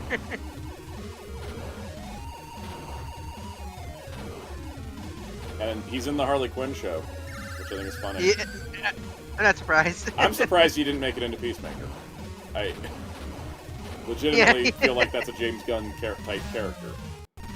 Yeah. Such a nice... HG. Marco, it's such a 90s game. Like, Surfer should be one of the toughest games in comic. He goes to that one hit. Yeah. It's not even like a health bar. It's just one hit. Done. He's a hair metal band from the 80s. He's a one-hit wonder. He gets one hit and you wonder why there's not more. So, how Marvel treats him. Yep. Because we get a miniseries like once a year, if we're lucky. And now he's dead, so... But then again, I don't know if he's dead or if it's out of continuity, because Marvel's a bit confusing. They didn't actually say if Death of Silver Surfer was an in-continuity book or not. Because the Fantastic Four have the right costumes, but Johnny doesn't have his mustache. And then, like, on top of that, the trade is a standard-size hardcover like the Daredevil comic, which is a future set out-of-continuity story. So, is it out-of-continuity or is it in continuity? Speaking of those new Daredevil, like, the Carl Soul Run, like, books are out now, they're like $25. They're like $25. Like, oh, wow, I'm getting those, because those are a great price for that. Like, that's the complete run, isn't it? Yeah, you get all three, it's the complete run. And they're a little bit smaller than standard trades, but they're not, like, compact small. I think they're actually a good move. Why does Marvel not do that more often with collected editions, man? I feel like they're playing catch up with DC, and they just don't want to commit to what DC's got, which is $10 compacts. Speaking of it, are those Invincible ones come out yet? They're out now. Yeah, they've been working through them for a little while. Why are they called? Because that's the problem. I don't know what the. I don't know what. I don't think they have a special name. I think they're like. I saw somewhere they're called like Manga Edition, which is confusing because they're not manga, but they're manga sized. My Barnes & Noble doesn't carry them. Yeah, because because I think the companion are the best way to read Invincible for like. If you're on a budget, those are great to get. People did point out though that like the price on those is like $12.99, but the first regular size Invincible trade is $10. So there's like a little bit of a weird market confusion. Yeah, but like they're compared. They are manga prices, like literally. Yeah. Do we have any fun chats in the comments? I don't want to ignore the comment section just because I'm concentrating. I mean, I'll read if you're playing the game. So, let's see. With the amount of Silver Surfer comics now out, you should do a modern Silver Surfer shooting up. I mean, get it right team, right team. You could make a good version of this game. You really could. Hey, Marco, he's the opposite One Punch Man, one hit man. Yeah. The rival One Frame Man. Flavor. Oh, now it makes sense. You're playing Pepsi Man. It's having no flavor. This should be You're playing Pepsi Man and stopping Snowflame from distributing Coke. Oh, that's great. Flavor, I didn't know into this week that I decided to be compact. Yeah, they're actually pretty nice. I only know the ones. I only know the Sonic one. The Sonic ones are doing. They're great because they're pretty much the deluxe hardcovers, but compact size. I'm probably gonna pick up Saturday Morning Adventures in that format because I don't like paying $20 for Saturday Morning Adventures. Yeah. The Vincent one's been out for a long while now, switching to other image style. Wait, switching for other image. Oh wait, other image styles have manga size. Oh really? Manga size? I didn't know about that. Yeah. Interesting. I don't ever see him at Barnes & Noble. I was just there like yesterday. So. Yeah. This looks like Star Fox mixed with Kid Icarus. It has Kid Icarus difficulty. Yeah, it definitely does. We had 344, but when Mateki wrote, we had 344 deaths. We probably have more now. Yep. Hey, Marcos, man, when did comics get so expensive in Canada? Like, how? I know I haven't bought many in a while, but absolute comics are like at $27. Gotta love the comic pricing industry now. Yeah, a lot of it comes down to like, there's just like, you know, the big two are owned by huge corporations, printing costs, shipping costs, like all this stuff it's not easy to print a comic book, that's for sure. But the whole idea is the big two should be able to take some losses for the sake of the industry, but they don't. And I feel like I got another trophy for something. I feel like DC is a little bit with their comic because I feel like you kind of feel like stealing comic are fine. I feel like a steal sometimes, honestly. They do. Like I think with compacts and I think with Finest being only 40. But as we've seen, sometimes a finest will be entirely stuff never reprinted before, and sometimes the finest will just be a reprint, like a collection of stuff that has been reprinted before. I think that's how they balance the cost. Because not everyone needs restoration work. Or they'll do something like they're doing like with Swamp Thing, right? Where they're doing the restoration work for the Swamp Thing Omni, and then they're selling the finest at the same time, so they're making the money back twice over immediately. Yeah, because I think what they realized, even though like, why really say Swamp Thing Omni? I find this if you have the Omni, but like I think now they realize that like there's very good people that only collect the finest because they want their spines to match and all that stuff, like epics. It's a thing like Marvel sort of understands this. Marvel doesn't like to overlap, right? Like they won't do something in Epic and Omni at the exact same time usually. But DC's like, these are two different markets. The people who are going to buy an Omni are going to buy an Omni. The people who are going to buy a finest are going to buy a finest. Why not serve them at both at the same time, so that way we make double the money? Well, not exactly double, smart. But you know what I mean. It's a really smart strategy, because like, I was like, oh, maybe I'll get the Batman Bronze Age Omni because I like the Bronze Age, but then, like, I like the Bronze Age Batman. Do I want the Omni? I was like, oh, maybe I'll get the Omni. But then they're like, oh, we're going to put the first finest out with that. And I was like, oh, the finest matches the volumes I have. So now I'm just sticking to that. So, also, yeah, because I think like for box stopped loading. There we go. Yeah, I'll keep yeah, but like, for example, like I think for me, like I think Batman, and Wonder Woman, I'll keep probably reading finally, but like, but with Superman, I think I'm glad, like, if it's stories I really want to read, I'll pick up like what is like the easiest way. Like I'm gonna probably get Triangle Years in Omni form because it just, at the end of the day, I could get it faster and cheaper at the end of the day, scenario like that. Yeah, when there's something like Triangle, it's like I don't see myself doing finest unless if I was doing completely finest and like only finest, yeah. But it's like, yeah, for Triangle there's so much, it's like it just makes more sense to get it. I think that what frustrates me with Marvel, because I feel like with DC right now with their collective stuff, it's a pretty easy halfway with them. You got compacts, you got regular single trades of their current stuff, and then you'll get companion, and then you have finest, companions, and Omnis, and technically there's some like Animal Man or the Terrifics, which I throw under those compendiums, even though they're technically not compendiums, but they might as well be compendiums. They're $60 in the paperback, so I think it counts.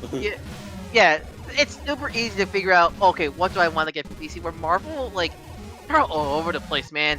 I don't know what a single good option there is, honestly, with Marvel. There really isn't, because they made Epics $55. They lost all their value. And they're scarce. Yeah. Like, people were saying, like X-Men Life Death is already out of print. I'm like, it's only been out 2 months. What do you mean it's out of print already?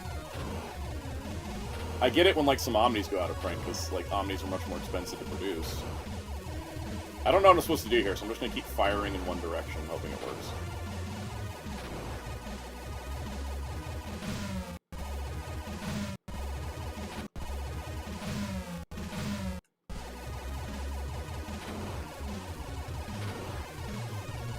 Anybody got advice? I don't think there's any advice for the Silver Surfer NES game besides try your best. Well, I just don't know how to beat this boss because I've been just shooting at him and it's not been doing anything. So I was wondering if anybody had an idea. Man, those shields are strong. I know. I put like 1,000 shots at him now, but. I think at this point, since you don't know what to do, turn invincibility on just to get it over with and turn it off once you're done. I have to exit the game to do that. Oh damn! Oh damn it. Let me check something though, like how to play. Activate smart bomb. Do I have smart bombs? Yeah. It's the touchpad. With the Blu-Ray. Yeah, I saw the setting where it mentions one in Complex. So if I knew that they were going to do more fun, I'll start collecting them. We're at 407 depths now, or at least when Mateki wrote. Yeah, I did the smart bomb and I didn't do anything.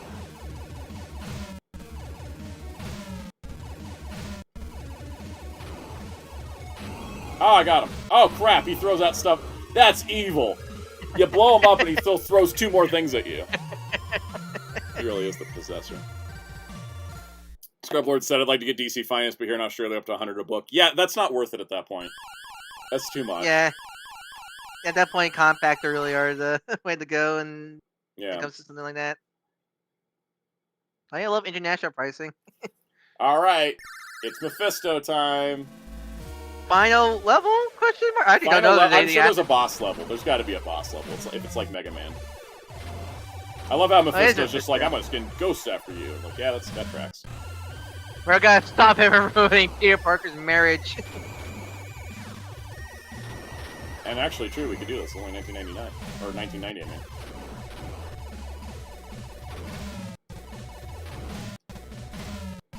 I think one of the things that, like, people always like, oh, 90s Marvel was a rough time. Like, yeah, I loved it, though. Yeah, of course I did. Ghost Rider and Silver Surfer got over 100 issues. For the one and only time in their existence. I'll never hate 90s Marvel, just for that.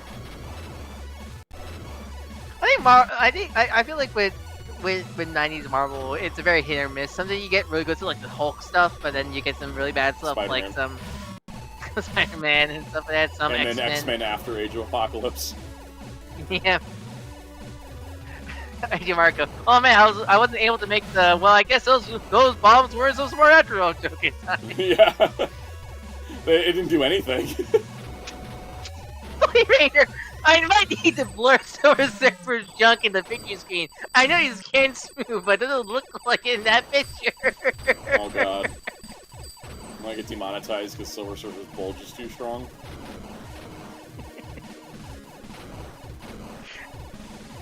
Kendall.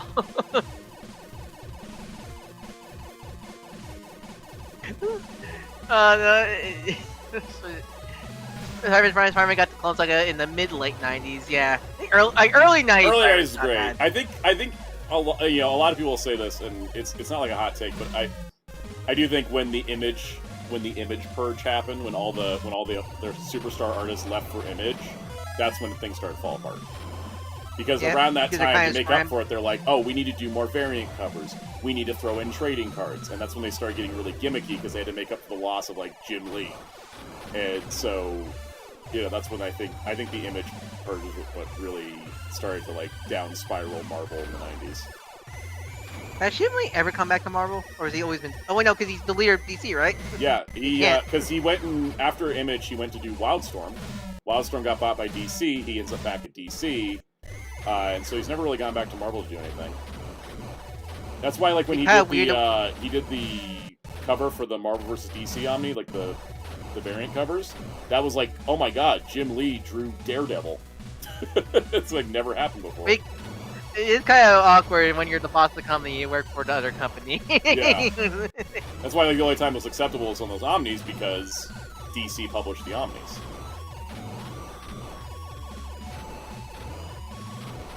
People always think that Marvel published one of them and DC published the other, and that's why one sold out quick, but no, it's because the printer jammed on the Amalgam Omnibus and they lost a ton of copies, so they did a smaller print run. Sir, our systems has been jammed! Yeah.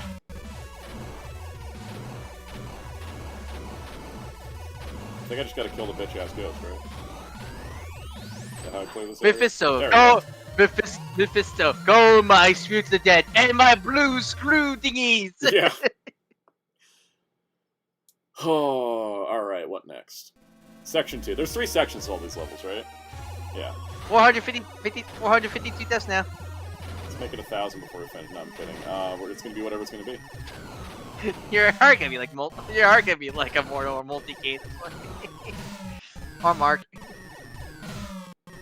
I tell you, man, like, I know Ultraman has a really damn good healing factor, but it is kind of ridiculous how fast Conquest recovered. It is. Part of that's because the show condensed the timeline a bit. Okay, I figured it had to be some time skipping this there.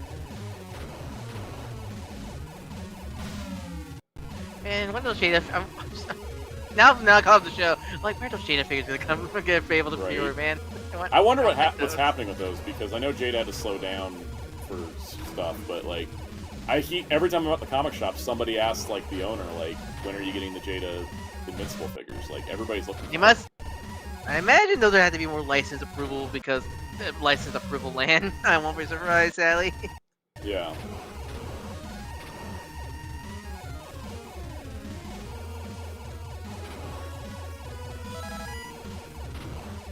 Also, I want a Battle Beast. I know. I mean, there's a lot. There's a lot. How did you get those Diamond Select figures of Invincible? I have. How were they? Were terrible. Yeah, I have them all. I seen them. They look bad because I just know got a people hate second gun. I'm in rapid fire mode now. Yeah, you get power ups. I But didn't you know this. keep them. Yeah, but, I know people like to trash on our part a lot of time, but honestly, I think Diamond Select is like the actual real bad toy company. Like they made stuff I liked, and they Marvel Select got really good at the end. But I did buy all their Invincible figures, even though they all suck. I think I ended up not getting the Mauler twins though, because I didn't really want to buy two. And if I didn't buy two, what was the point? Yeah. I'll give it the king. Oh, Blade Runner says I've been dodging the power-ups. That makes sense, because I thought they would kill me, so I just avoided them. Now I realize... Yeah. Jay Delabeat said Mephisto was Sorcerer for the greatest battle of the century. It really was in the comic. That was like... it was good stuff.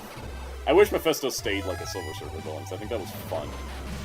It doesn't make sense, like, you're like, oh, Mephisto, the Lord of Hell, or whatever, he's like... a Silver Surfer villain? I'm like, yeah, it makes total sense. He has something he can hold over Norrin. I still love the Hell episode of Invincible. I'm not bowing down to Satan. Yeah. That was funny. It is, man. It's like the most comedic episode they've had since like season 1. The people call that a bad episode. Don't like, come on, man. How can I have just smile with the dark with the Damon Down? I just, why'd you keep doing that with your helmet? Do what? Why'd you keep opening everything? I like how Mephisto's not even Mephisto, he's just a face on a wall like an 80s Sentai villain. And again, super easy boss fight. I hope the Invincible figures are priced at the street. They will. I think they will be. Conquest might cost more, I imagine, but still, like, they're not gonna be like super expensive. Yeah, they're not gonna be like Figuarts. You Yeah, have done well, Surfer. Now only one piece of the device is missing. This you will find at the far end of the magic domain. Like a long head glass. I wish I could do a Tony J impression, but nobody can replace Tony J. What is inside the magic domain? See, because Tony J is my Galactus voice because of the Silver Surfer cartoon. You will find out very soon. Hurry, you have very little time. Or was Tony J in the Fantastic Four cartoon? Now I'm mixing it up. But look at that. I'll go look up. I'm gonna be vague just in case, but did you ever get through that sponsorship yet, ever, or did that fell through? Is that Mr. Sinister? Is it? It looks like him. It looks like Sinister.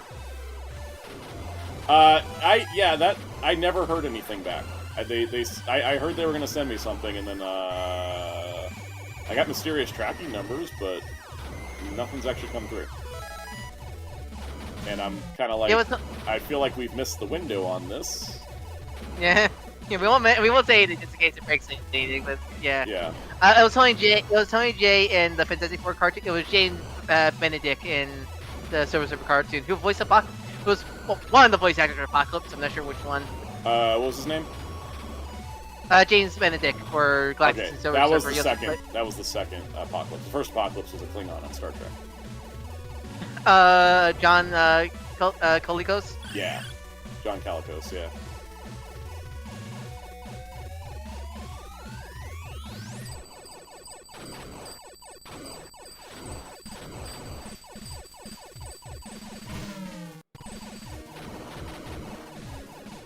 So I think we're in the final area of the game. Huh? Oh god, it's one of those things just from the Domination storyline. Yeah. Galactus is really showcasing favoritism. Every time a new herald introduced, he'd be like, "Why isn't the Surfer with me today?" Yeah. That's why he made Nova, and she was just literally like Silver Surfer but gold. Yep.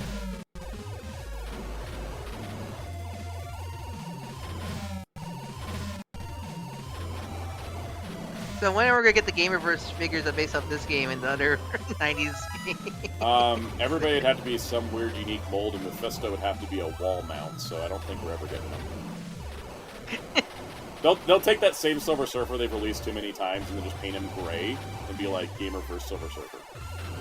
Yeah, with really bad pixel cell shading. Yeah. I wouldn't mind them doing a Gamer vs. Dazzler, though, because I feel like we could update her again. We haven't got Dazzler in, like, they love doing X-Men, we haven't got any new Dazzler. The Mojo pack is the last time we got her. Yeah. Yeah. Silver Surfer with no face and pixel paint. You have to make sure he's got the giant bulge, though. Yeah. They find another way to reissue all the goddamn giant-sized X-Men figures. They say they're Game Reviewers on X-Men arcade game. Yeah. I mean, they're from that X-Men arcade game that we can't talk about, even though it literally just called X-Men arcade game. Yep. All right. Number 2. I've got a power up. Oh, I got 3-shot now. Cool. Because I knew not to avoid those things anymore. 506 steps now. Yay! We crossed the 500 mark.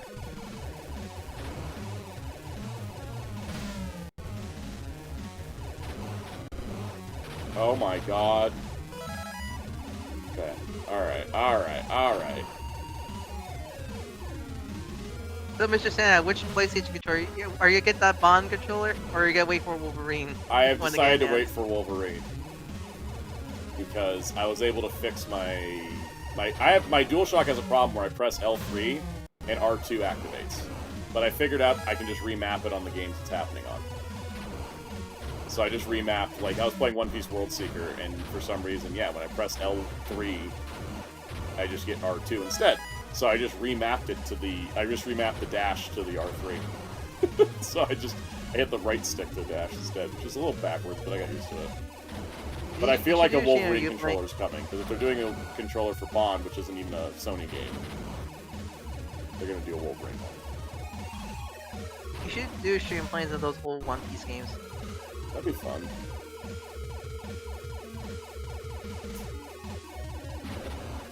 I'm gonna get through this. You ever played that Game Boy game? The One Piece Game Boy game is actually really good. That's like American exclusive. Yeah, I actually have had it since it originally came out. I liked playing it because I was like, oh, this matches the manga, unlike the anime with all its censorship. Yeah, it was like surprisingly really good, and it was also like made for America because it was like based off the 4Kids stuff. I think like when they were covered at that point. Yeah, and they reused sprites from a Dragon Ball game that was at the same time based on original Dragon Ball. Oh yeah, because it was Van Presto who made it. Yeah. Advanced Adventures. And so it's like the same guard dog sprite between both games, and it made me think they were in the same universe as a kid. It's like, these are the same dogs.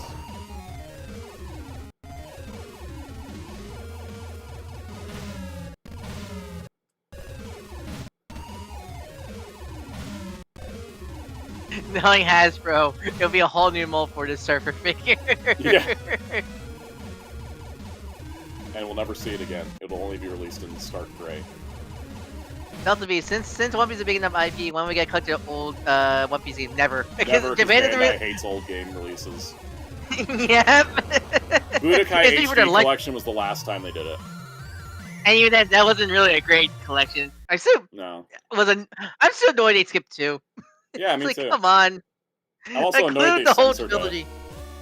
Oh yeah, oh they had to remove the music because of player. No, the blood. They took all the blood away from Oh yeah, right. Yeah. Yeah, right. Because at least that one, because at least they get the Yamamura music, I at least understand why they had to take that out. Yeah. Like that. Sounds like Come on now, don't you want to hear Stradivarius? Or Iron Man. I can't wait for you to do the homie Dragon Ball homie history because you need to do like a whole section of like, alright, so this man named Yamamura played a lot of live music, so we got multiple releases of Kai because of that. Oh yeah, that's why that has to be a 5-part video series. Here's the real question. Did he sneak any of the Budokai tracks into this plagiarized Kai music? Nope. Because if he No, surprisingly no. Surprisingly if no. he snuck in the Stradivarius track, I would be like, oh man, that would have been the most epic freaking. It's one of those things where like, man, the Budokai soundtrack is so great. Yeah, because he plagiarized great music. Yep.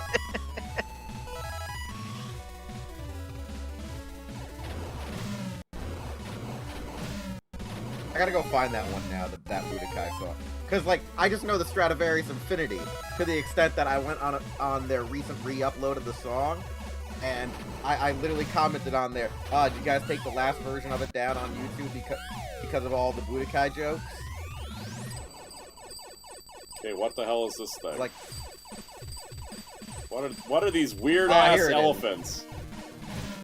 Comrade 64. Should we see a Marvel vs. Sony fighting game? We can't, because Sony doesn't like using their IPs. Besides the ones anything before PS4, they ignore. Yep. Unless you're Uncharted. They'd only have 3 characters in the game, and it would be Joel and Ellie in 3 different art styles. And Kratos and Alloyd. Yeah. And that's it. Is this our final boss?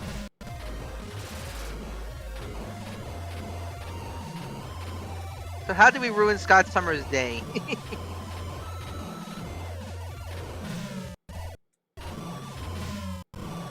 So, you know what kind of game we need for X-Men? A good one? No, you know what we need? Wait, how am I supposed to shoot this guy if he can go behind and I can't? I'm waiting for it to come back. Oh, there we go. But you know what we need for an X-Men game? A dating sim for Scott.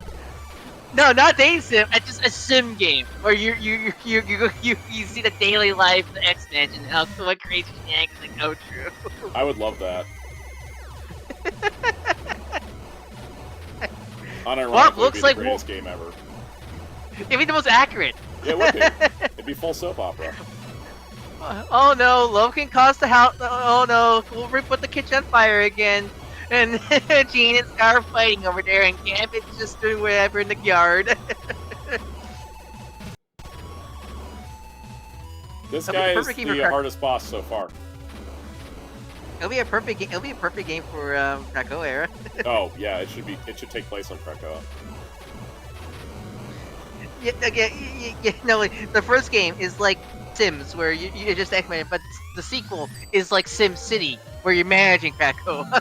I beat Silver Surfer, guys! What was my death count? You did it! What was my death count? Final death count? Blade Raider, X-Men Crossing. That'll be the first X-Men game Sound and Mom will play. Yes. We play it together. 554 deaths, Sound out. Should I rewind and get 555? So we can No. keep our eyes open for the next fights. Your quest is at an end, Surfer. The forces of magic have been defeated. Now the device is mine. I don't know if that's a good thing, but you know. Now go rest. Now go rest. No, the device heroes. is too dangerous. I will take it to a safe place. Never shall it fall into the wrong hands. Blade Raider said who's the final boss. Your guess is as good as mine. I had no idea. Purple. He was the one-eyed, one-eyed, one-horn, flying purple people eater. Kilgrave because he was purple. Sure, why not? I don't think he existed at this time, but why not? Or no, what's that comic? You know, what's that indie comic you mentioned? Hippopotamus Cocaine Bear or something? The Florida Hippopotamus Cocaine Massacre? Cocaine Massacre. Yes. That's the end of the game, guys, and we actually wrapped it up in about our normal stream time, so... Huzzah! Huzzah! We did it! This was fun! We should do this more often. We should. That was actually a blast. Like, what? We knocked that out in, like, what, an hour? Yeah. 45 minutes? About an hour, right? Thank God for the rewind feature. Yeah, without the rewind feature, we would have been just... We would not be doing this, you know? Like, I think the rewind feature is essential. Delabeast. It was truly our Silver Surfer TM. Yes. Purple Man was in the Wii era? I did not know he was back that far. Game over. Oh, I gotta put my initials in. Hold on. Okay. Did I? Oh. How do I put the initials in? I think you had to hit your A or start. Oh, I put the wrong one in, whatever. There we go. Well, that was definitely a difficult game. It was no Convoy no Nazo, though. Even though I know Rewind feature curbs that a little bit, but, like, Convoy no Nazo is, like, extraordinarily cheap. This is, like... At least the Rewind feature exists. So. Yep. Anyways, that's the stream. And Yuko has been defeated. Okay, while I have this up, I just want to show you guys. If you're playing X-Men, the arcade game, they give you this option here as to how many players, and you're like, oh, I'm only playing by myself. I can just do 2 or 4. No. Here's the thing. I'm going to show you guys. So if you select 2 or 4, right? You start the game. This is what 2 or 4 looks like. All right. I'm actually let me start the game itself. See how the game's in 4x3, right? So it looks like it looks pretty good. It's mostly designed for this. All right, so that's that. So, but here's the thing: if you want to play the game in a cooler way, select the 6-player option. And you have to pick your character first because there was a 6-player version of the cabinet, which means the game looks like this. And it's full widescreen. Everything's animated in widescreen and then cropped to 4x3. So you get anamorphic widescreen presentation. Because the no horrible stretching here. No stretching here. This is native to how it was. Because the 6-player version of the arcade cabinet had 6 controllers. You'd step up and just, you'd go to the spot on the cabinet and pick your character. And then they had 2 monitors next to each other to provide a widescreen experience for 6 people huddled around an arcade cabinet. And they included that in this collection. It's my favorite thing they did because this is the best looking version of the game. Because they designed it for this and then they cropped it down to the 4x3 for the single monitor, 2-player and 4-player arcade cabinets. So. Also, I like how Nightcrawler's teleportation in this game is just light speed dash. Anyways, Yeah. That's my advice. You're playing X-Men, play X-Men on the 6-player screen. You have a much better time. All right. Well, welcome to Die. welcome to Die. I love that game. We will play it at some point in the future. So, you guys ready to wrap up? Because I'm ready to wrap up. I got things to do tomorrow. So, so what does Cal stream tomorrow if he does? He streamed. I think he's still streaming Persona because he's not quite done yet. If he is streaming, it'll be tomorrow at 4 p.m. Eastern. At that link. Also, Blader said, "What's the next weirdest game in this collection you can play?" Probably Captain American Avengers. Captain American Avengers. That game's weird. It's a bizarre game. There are Game Boy versions of games on here, which will be interesting. We'll have to dive into the collection more later. All right. What else we got? Plug-in Wheels. Wheels, what do we do? What's our site? Hero-Club.com. Follow us across social media using Hero Club for life. Facebook, Twitter, Instagram, YouTube, Twitch.tv, Blue Sky. If you check us out on Twitch, we are Wednesdays and Fridays, 9 p.m. Eastern. Cool. And then Ryan. You can follow me at Dark3 on YouTube and Blue Sky. I do archive like the one in the very channel. Want any feel free to DM on either Blue Sky or to Sound Discord protocol. Link in the description below. And I'll, of course, be back with videos this week. Shorts will resume maybe this week, maybe later. Been busy. Been sick with allergies, too. If you're a channel member at Commander Tier or higher, you now have access to Wednesday's video on Looney Tunes Blu-rays. So I got that done early. So I was like, so I could just be ahead of schedule. And, yeah, you can go check out. I did a video on all of the Looney Tunes Blu-ray releases. So go check it out if you have early access. If not, you can see it Wednesday at 2 p.m. Eastern. So, on that note, though, we'll see you guys next week for another fun stream, which is probably going to be packed with news because there's a Marvel Legends stream and CinemaCon's happening, and we'll see what we got to talk about next week. It'll be a good time. And laters.